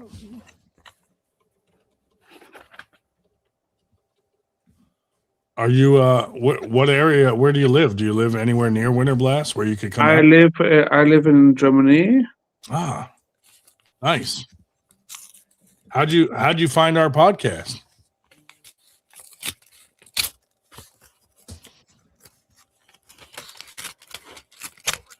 Oh, I was looking for some fun and cool. Yeah. Well, that's awesome, man. Thanks for watching. We appreciate it. Yeah, especially Germany's middle of the night over there. So, all right, that's awkward. Yeah, we don't get we don't get many people from Europe because of the time difference. Which incidentally, thanks for stopping by, man. Something tells me if we shave his head, we're going to kill a whole bunch of lice. Anyway, we're switching to that was strange. Daylight time on tomorrow night, overnight. He left us. He left us on his own. Oh, he's back. Hold on. You lost connection there or something. Welcome back. you left me. I don't know. You left. You popped out of the window. Are you going to go to East versus West in Germany when they have it there? The arm wrestling? Where are you from? Oh, we're in the United States. Where are you from? Philadelphia area, East Coast. Randy's from his mother. Yeah, we get people on from all over, but all three of us are from the Philadelphia area. Well, within an hour or two. Who currently cuts your hair?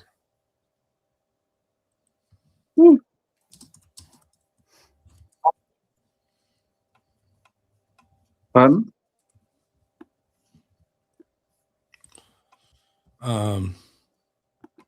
9. I don't know.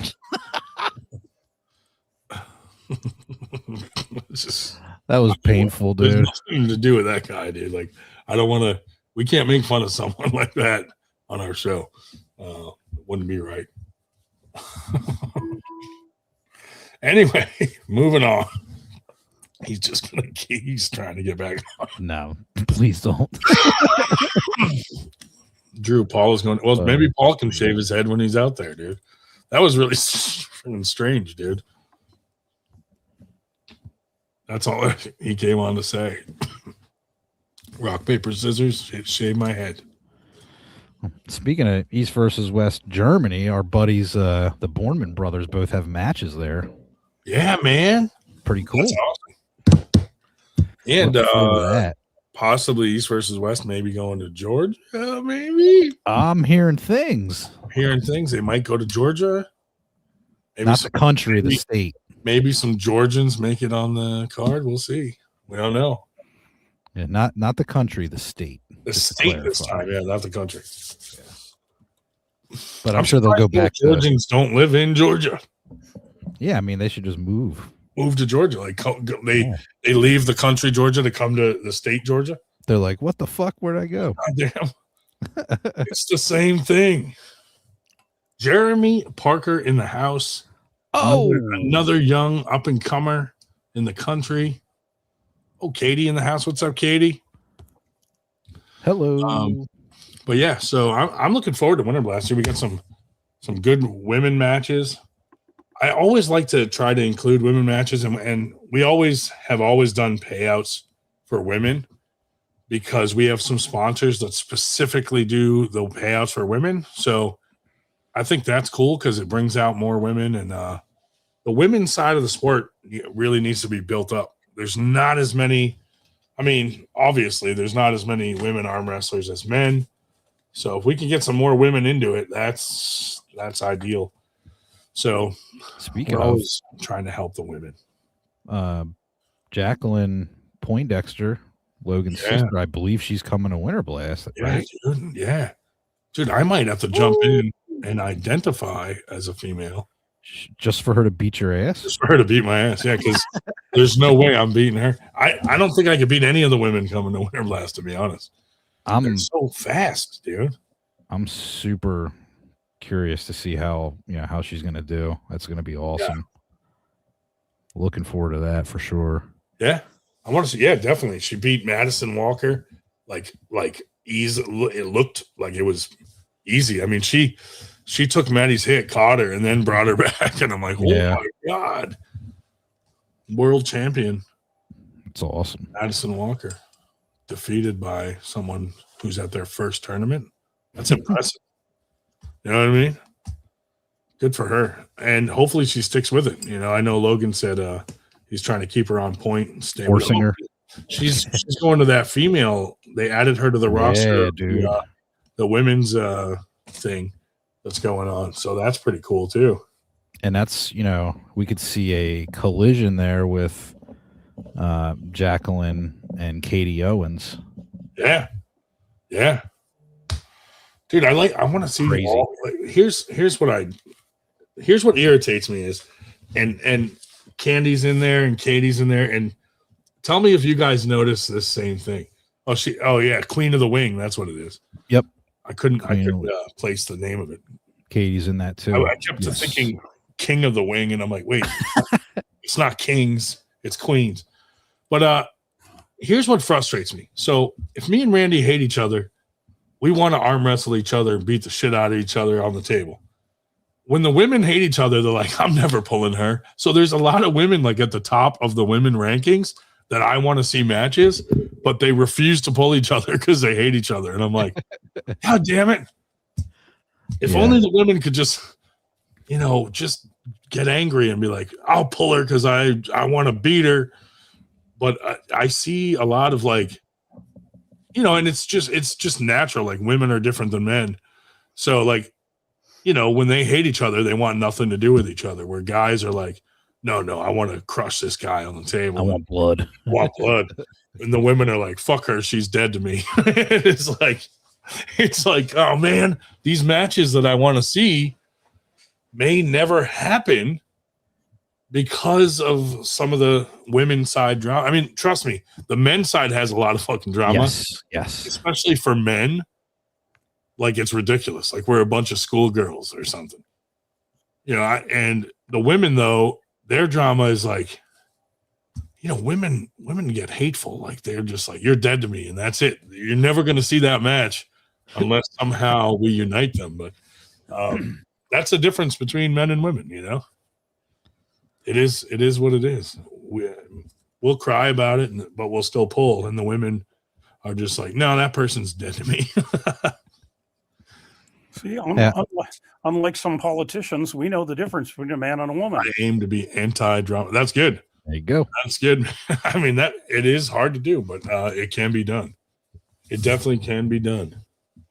So what sucks though is like in this sport, it's even though it's a big sport, there's a lot of people in it, but it's still small in comparison to others. So like, if Randy hates me, but Dave likes me, and then I talk to Dave, and then Randy gets mad, and then this guy gets mad, and it's like you try to be drama free, but then people get mad at who your friends are.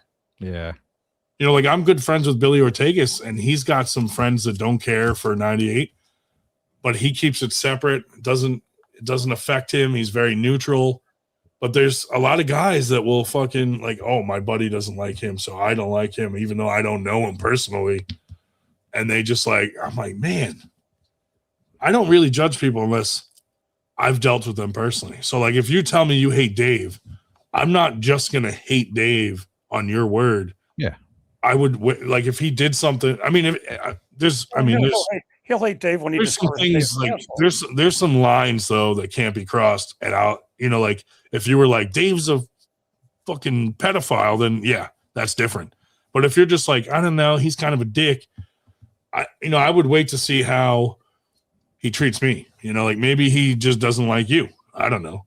But I try not to treat people any different than what I know myself. Like I need to know personally. And actually, like Katie said, like you're in control of your own emotions and your own self. So if someone says something you don't like, you can choose to not react to it. You don't have to go back at them. And I learned that early on, like when we were having a falling out with like James Reed and those guys up there, they would say something nasty about 98 and I'd go defend us. And I learned from that. And it actually does more damage to go respond than it does to just ignore it and just keep doing what you're doing. So hats off to Katie for being like that, because it took me a little while to learn that in the beginning. Cause I was like, anybody that was talking trash about us, I was like, I'll defend us, but you don't always have to do that. And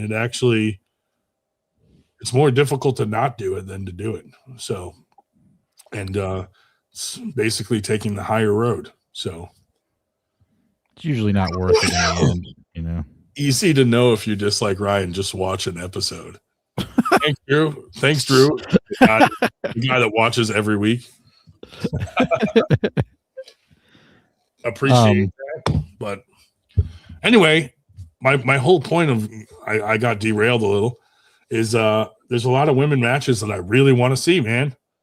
I want to see, so hopefully those women can work out their differences and pull each other,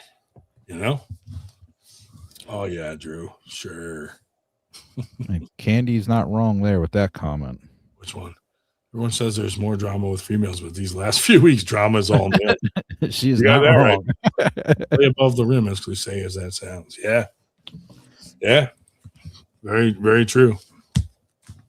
See, my problem is like when I see corruption or like someone kind of bullying people and no one's speaking up, I always feel like I got to say something, because I'm like, I'm one of the few people in the sport that possibly, couldn't be affected by big names in the sport or big promotions, because I'm not going to get any opportunities for super matches or East versus West or anything big like that.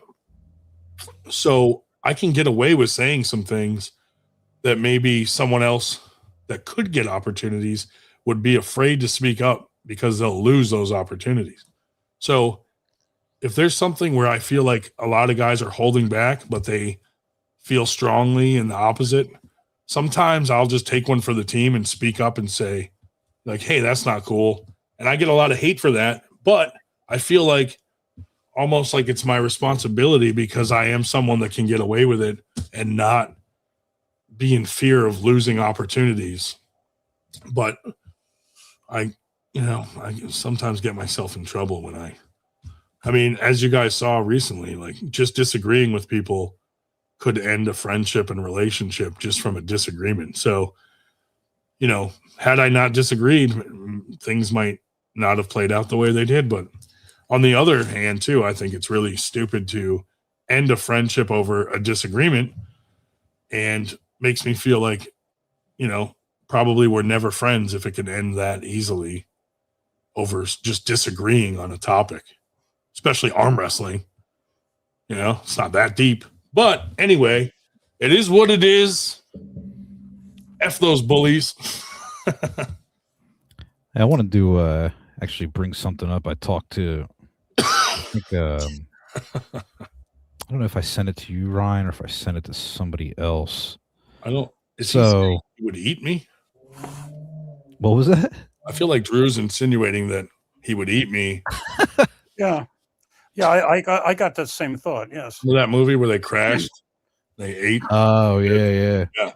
What the hell was that called? Alive. Yeah. Okay, so me too, Ryan. I've stood up for women, and they weren't even there to hear the things being said about them. But at the end of the day, it's about integrity, and I have to be able to live with myself. Yes, that's exactly how I feel. TAL. We were just saying, like, Billy Ortegas is a terrible person. Yeah. We want nothing to do with him. Just kidding, Billy. We love TAL. TAL is excuse me, sponsoring some money towards women's payouts, and they did last year as well. So thank you for that. We appreciate it. Billy's a good friend to 98, and we're always happy to promote TAL. But yeah. Anyway, Ryan, I got to share screen real quick if you can pop me in there. You got it. Hold on. So I wanted to tell Ryan, I don't remember if I told you this or if I told somebody else. So like the other day, Dexter posed a question, where should we travel to next? So I was like, hey, you know what? I'll plead my case for Philadelphia. Yeah. Since we're there. And, we would love to, help run a tournament for them in the Philadelphia area. Can you read your comment? Because I can't see it clear enough to read it. Yeah, exactly. Yep. So, he said, where should we travel to next? Curious to know where you guys would want EVW to go. Yeah.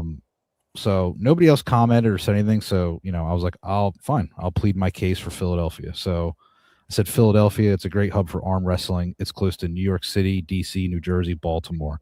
Easy to get to the city with the international airport, SEPTA regional rails and buses. It's also a short flight from the Toronto, Canada area. So, if that's something you want to see, like EVW go to your city, make sure you're like paying attention because they do listen to people. You know what I mean? They will take some suggestions and we want things like that. We want a tournament in Kensington. Yes, on the streets. Right on the streets. Right on the streets. Right there on the streets. So yeah, we're all good. Yeah, so if that's something you guys are interested in trying to get something to your city, just keep an eye out for their posts. I pleaded my case for us, so or just message them and be like, "Hey, I want an event in this city." Because I don't think they're going to be going back to AC.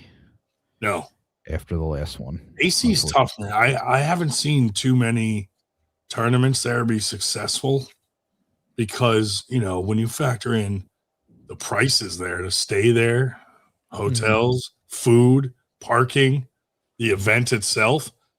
That becomes like thousands of dollar weekend to go there, and you know what I mean.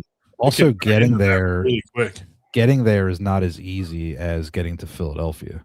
No, because everyone lands an hour towards the coast to get exactly. You land in Philly and then you drive to AC.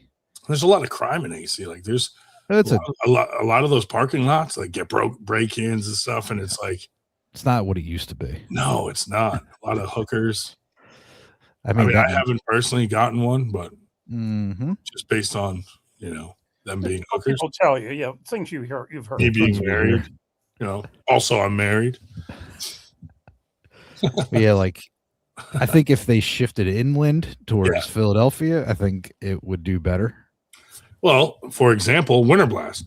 I think if we threw Winter Blast in AC, we would not get the turnout that we get here. Oh, no way. Because where we are located, we throw it slightly north of Philly. So we get everybody from New York, New Jersey, more west, like the Harrisburg area where Paul Lynn and all them are. And then also south, like Delaware, Maryland, even guys from Virginia. And then since it's grown so big, now we're starting to get people from all over the country, which is really cool.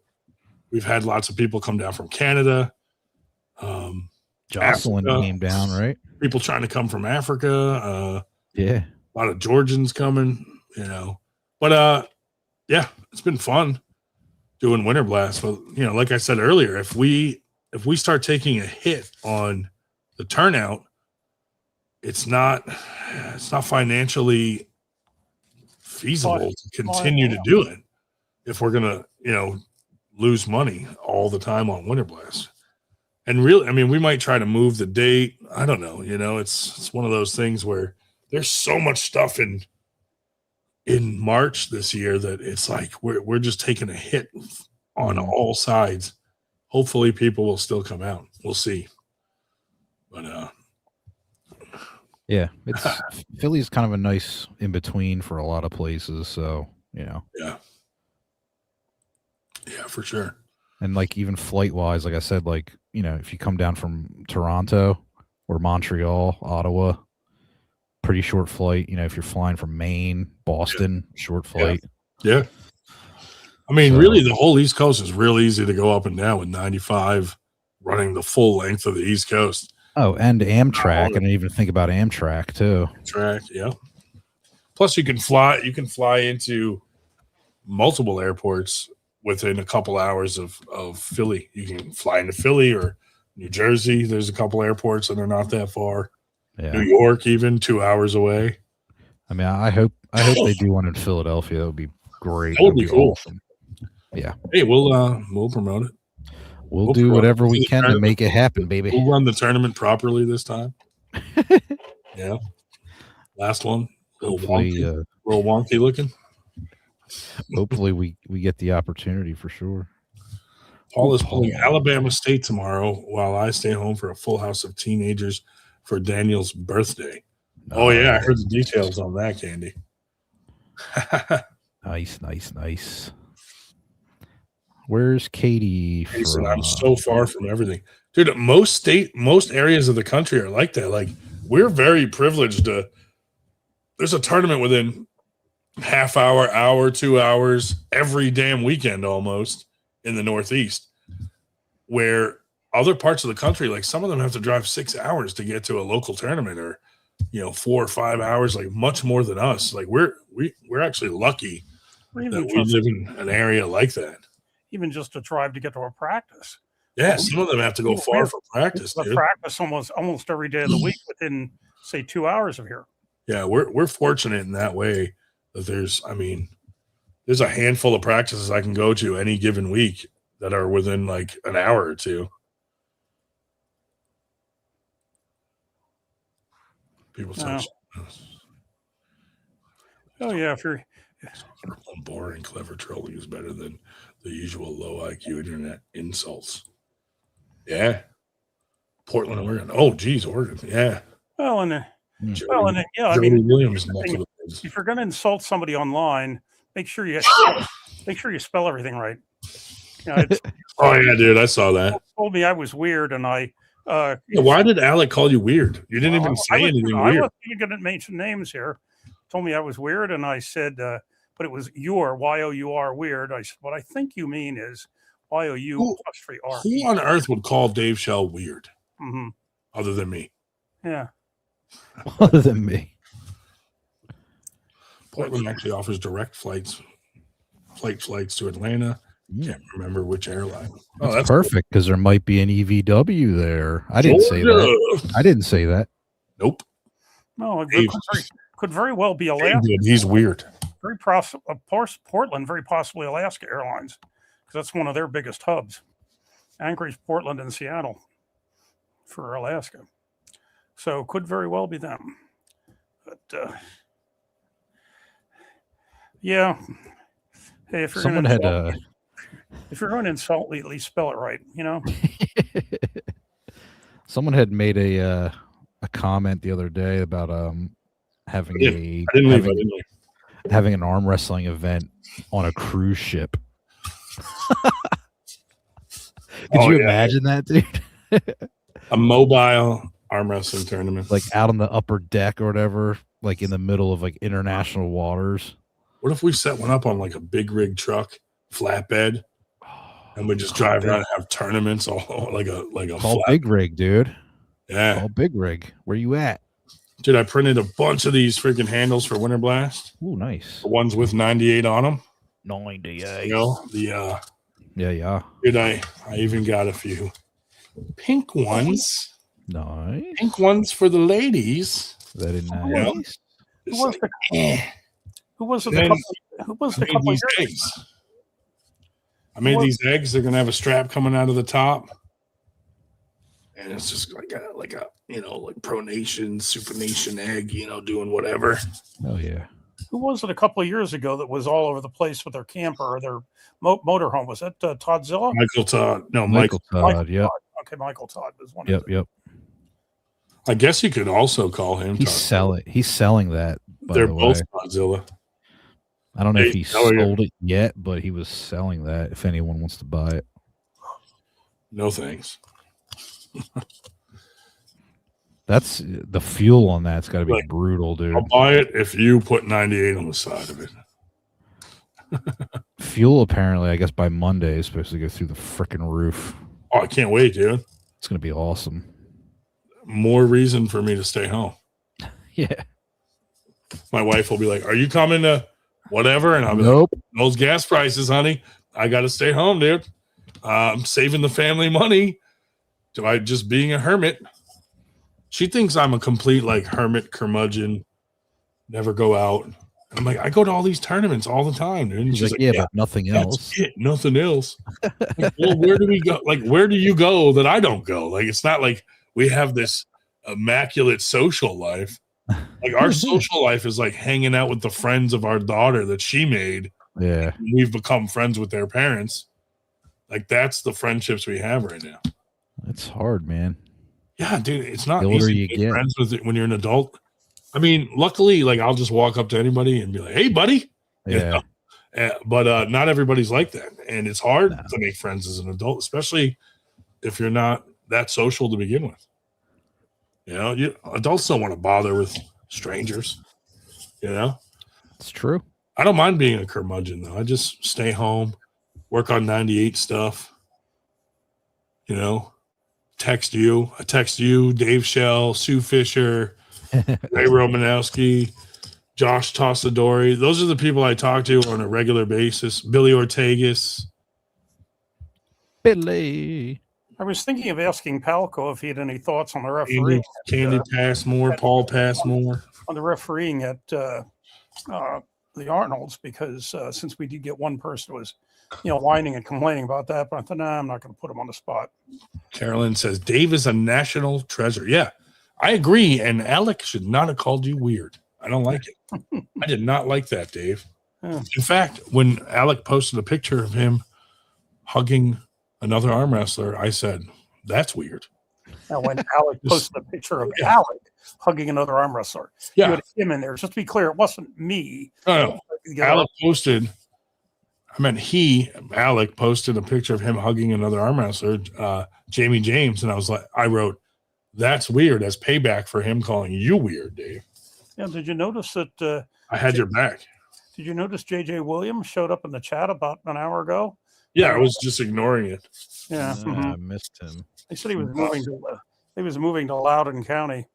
It's kind of like moving on up. Loudoun is one of the wealthiest counties in the country. Ah, yeah.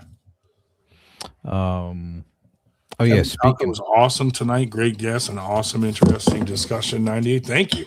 We love Kevin Palco, and I always viewed him as like a local guy to us. He's not that far away. He's in the next state over, but Yeah, I always root for the home team, you know, the local guys. Always root for Palco. It was really hard to root for him with Morano because they're both really nice guys. And I met Morano out in Arizona and I got to talk to him, and they're both were such nice guys. And honestly, I wasn't sure which way that match would go because they're both beasts, you know? Yeah. But it went Morano's way, and hopefully Kevin will get a crack at that again because I think there were a lot of factors to that might be different in the next one. You know?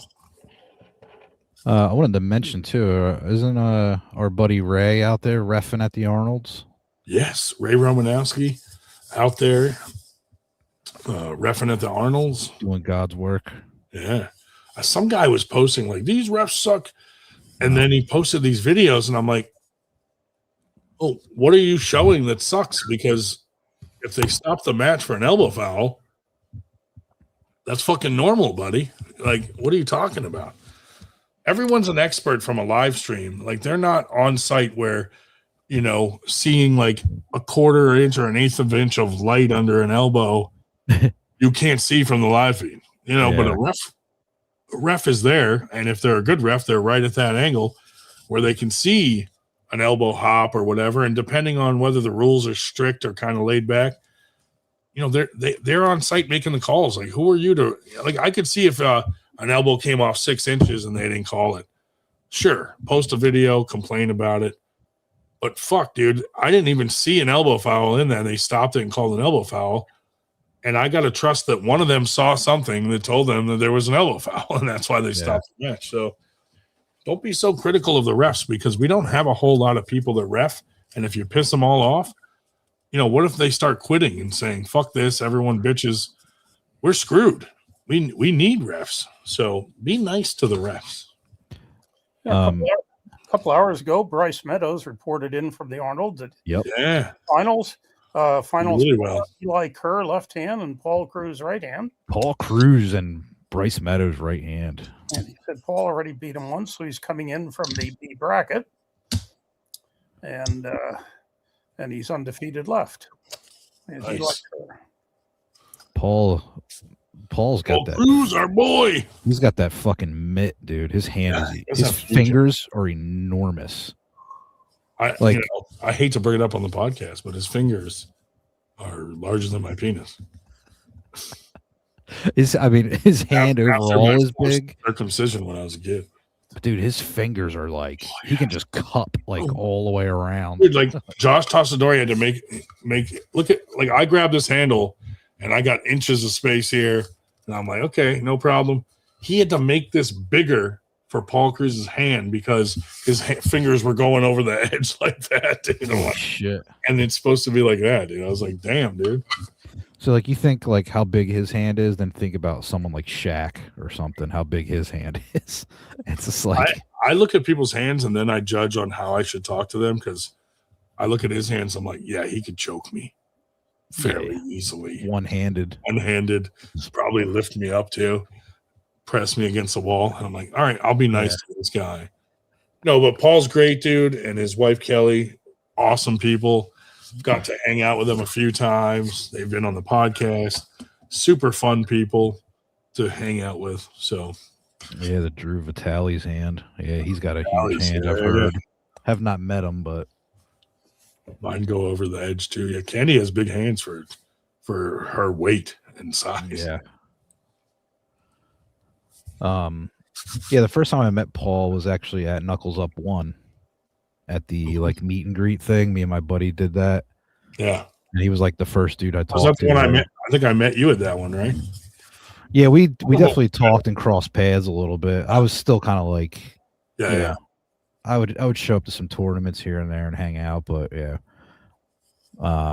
That's crazy. That's when I saw you and Paul talking shit to each other. Probably. You were on the right side of the aisle, and Paul was sitting right in front of me. Paul Italian. Yeah. I kept going, hey Paul, and then giving him the finger. Yeah, you give it back. Yeah. Paul was always cool though. I miss seeing him at. That was leading up to our match. That's why we were like, we were friendly then. We were just like teasing each other, but there was a time where we were not very friendly. He's always like, "What are you eating? Twinkies?" He actually brought at one of Travis's events. He brought me Twinkies and a T-shirt, a Paul Italia T-shirt. So I did a quick video after holding up the T-shirt. I was like, "Thanks, Paul. Bonfire at my house tonight. We're going to be burning this T-shirt." And then he basically was handing his shit about caught you at our practice in Crocs until he discovered how comfy they were. Yeah, dude, Crocs are comfortable. I used to make fun of people wearing Crocs, and now I'm a believer. If I have to go out and get the mail or run out to my car, Crocs, dude. Just go like, Devin Crocs style. are like my like house slippers, you know. Just don't wear any like Devin. But I wear the damn things everywhere now. I got them with the intent of them being house slippers. Now they're my just world slippers. World. I wear them. My Globetrotters. Yeah. Yeah, Devin, he fucker walks around barefoot all the time. Yeah. You know, John Brown's up at the thing in see what's North American in not Toronto, in Ottawa this weekend. Oh, nice. Yeah. I wish him well. I wonder if he's going to be pulling in sandals, which he usually does. Very seldom find John wearing shoes unless the snow is rather deep. But yeah, he and Megan went up to for the weekend. I'm a believer. I wouldn't leave her even if I tried. Remember what show that's from? Do you remember the show? Can you read my mind? Do you know what it's from? I mean, I know the song. You know the band that sang it? It was at the Monkeys. Yeah. Davy Jones. Yeah. Davy Jones and the Monkeys. Do you remember Davy Jones was on the Brady Bunch? He had that episode where Marsha the Drew says he shagged Marsha. I can't believe I actually pulled a music question out of my ass. There you go. Nice one, Dave. That's one of the big not just history, that Dave, but also music. It's one of the big gaps in my knowledge. But, all right, fellas. I'm about to be on daddy duty. I'm gonna be up all night. Oh no. Yeah, I'm heading out. Well, text me if you get bored. I'll be around. Ryan will be 3 in the morning. So you're like, yep, baby's still sleeping. Yep, still sleeping. Baby shit all over the place. Baby should be sleeping. Yeah, not sleep. It's probably that latter one. Dude, we got so lucky with Everly. Like, she slept through the whole night from day one out of the hospital, like the entire night. I'm like, it's weird because my son is like pretty nocturnal right now. Yeah, my daughter was kind of the same way, but like really? Eventually, like it'll get better once they can get on a schedule, kind of. But he's like a week old, so does she have any resentment? Like, I'm not the baby anymore. Oh, dude, now she wants to play. She wants to play baby all the time. She's like walking around with a binky again. I'm like, no, yeah, you're not a baby. She's like, goo goo gaga. Yeah, like, pay attention to me, not that thing. Yeah, like she loves him. She's not like mad at him, but she's like, she also wants to be a baby again. Yeah. My dog did not like Everly.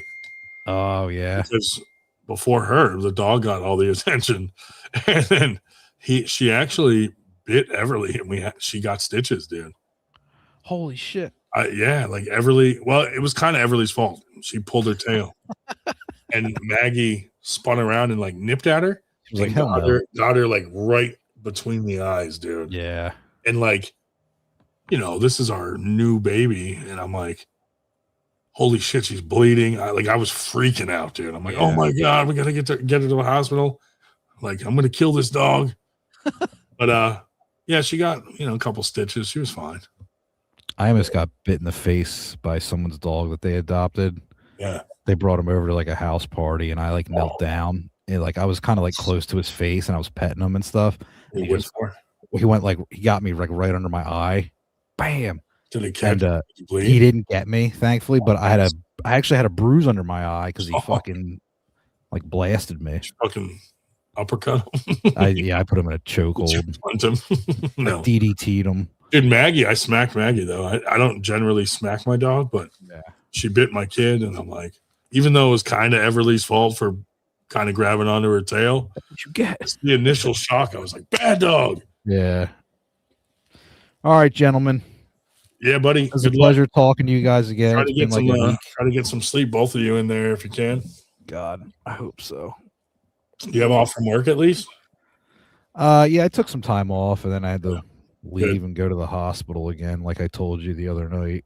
Oh yeah. We won't talk about that. Fucking nightmare. We won't talk about that situation. Yeah. And when I don't know if I told you, when I was standing out front of the ER on the phone with my coworker, my cousin came in with his kid, dude. Like they rushed. At the same time? At the same hospital. You're like, what's he doing here? Yeah, like he didn't even see me, dude. He beelined it through the door, and I was on the phone. I was like, that was my cousin. I was like, is the kid okay? I don't know. I'm not sure exactly what happened yet, but yeah. Crazy. Well, I hope that turns out all right. Dude. Yeah, Jesus. It's just a weird week. Yeah. Out of the loop. Yeah. All right, guys. Man. It's good talking to you. Good seeing your faces. Is your kid going to compete at Winter Blast? Yeah, if you have a under 3 weeks class. 3 weeks class. We'll see. I mean, maybe we can make it happen. I don't know. Get a little something going on up there. Anybody has a baby out there, bring it. Yeah. Bring that baby. We need entries. Yeah. Free to pull if you're under 3 weeks old. Yep. No weight class. Actually, all the kids are free. So. Yeah. All right, guys. I'll talk to you later tonight or tomorrow. I don't know. I'll see you guys. See you, buddy. Well, that was a good episode, huh? FTG to Randy. Oh, absolutely. Having Palco on. I like Palco. Oh, yeah. Yeah, he's a good guy. Like I say, it was really kind of nice out there when I'd go out because they used to get together at 3:00 on, Sunday afternoons. And the Erie practice at 11:00 in the morning and go about 2 hours. And they were very conveniently about 2 hours between Erie and Parma, where they were FTG at that time. And so I'd hit 2 practices and turn around and come home. Yeah. That's good, man. Yeah. Yeah, I really would like. There's enough groups in Ohio. If a couple, if they would spread them out a little bit, I was going to take a practice tour to New England, but it seems like everybody and their brother is either Wednesday or Sunday. No other days. One time they spread them out a bit. Yeah. I might not stay on late tonight just because it's Winter Blast month and I have so much Winter Blast stuff to do. So might call it early tonight. Yeah, we've already given them 2 hours and 7 minutes of quality programming. So none of our nonsense. Mm-hmm. But yeah, I gotta get. Oh man, I gotta iron on all the 98 emblems on the towels that we want to give out. We're gonna give all our refs a brand new ref shirt for Winter Blast with their name on the back and a towel and a strap and stuff. And then we are also. What's that? Drew said it's that. I saw our faces stuck in his head. What you need to do, Drew, is one of two things: either try to go another song, and that'll get the first one out. Or if you really want to, what you do is start put in your head something put something instrumental that can't really doesn't matter. It doesn't have words to it.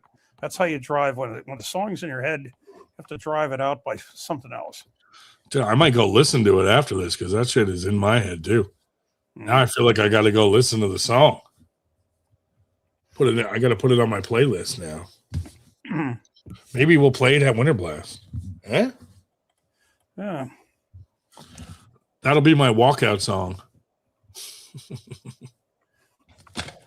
Oh yes. Yeah. Anyway, I got so much stuff to do for Winter Blast. I ordered all new branded banners for the whole event, so we can get rid of our old ones.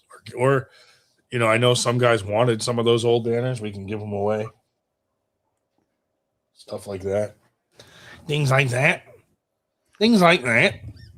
not going to use them anymore. Give them away because otherwise, the stuff builds up. Drew said, Shell, what's a song you like? No, I'll do something instrumental. Well, I don't like any song. Whatever. No songs? Not really. Well, like I say, I'm more instrumental. Crash Bang. Dave likes hardcore gangster rap. No, hardcore classical from the 18th, Tchaikovsky, Beethoven. Mars said, I'll definitely take an old banner. Cool, man. We're gonna go through them, probably see what we got. But yeah. Yeah, don't start giving this stuff away. We're gonna need a bigger trailer. It's pretty well Dude, full. The trailer is full. Like now, I wish I had bought a bigger freaking trailer. Our trailer, once you put 4 tables on it, all our audio equipment, speakers, truss systems and platforms and risers, like it is stacked full. All bins. We have shelving in it with all the bins. It is full. I don't even know how I'm going to get all this stuff to Winter Blast this year. It's going to be a journey. Well, just remember the first couple Winter Blasts where you're trying to fit it all in your SUV. Classically trained on the viola. I have played many of the classics. Excellent. Antonio Vivaldi's The Four Seasons is a fun one. Yeah, I wonder if Drew ever heard that. You ever hear the story Whistling Vivaldi? Whistling Vivaldi. There was this black guy that basically didn't like when he'd go walking down the street. People kind of looked at him like, suspicious of like, okay, who's this gangster? He got to the point where he was whistling Vivaldi. And basically because figured, well, and so anybody, if this dude's coming down the street whistling Vivaldi, classical music, they figure, he's certainly not a gangbanger. But he said actually worked. Well, anyway, I gotta get to all this stuff, and now you do that. I will continue on my tax returns here. I'm up to about tax returns. I'm up into the low 20s as far as number of returns. I refuse to do taxes this year. I feel like it's illegal. Well, you can get away with that for a while, and then after a while, the government comes and points out how it's not illegal the way they see it. I don't even drink tea. Mm-hmm. That's not true. But, all right. Goodbye, everybody. Thank you. See y'all. Let me end the stream.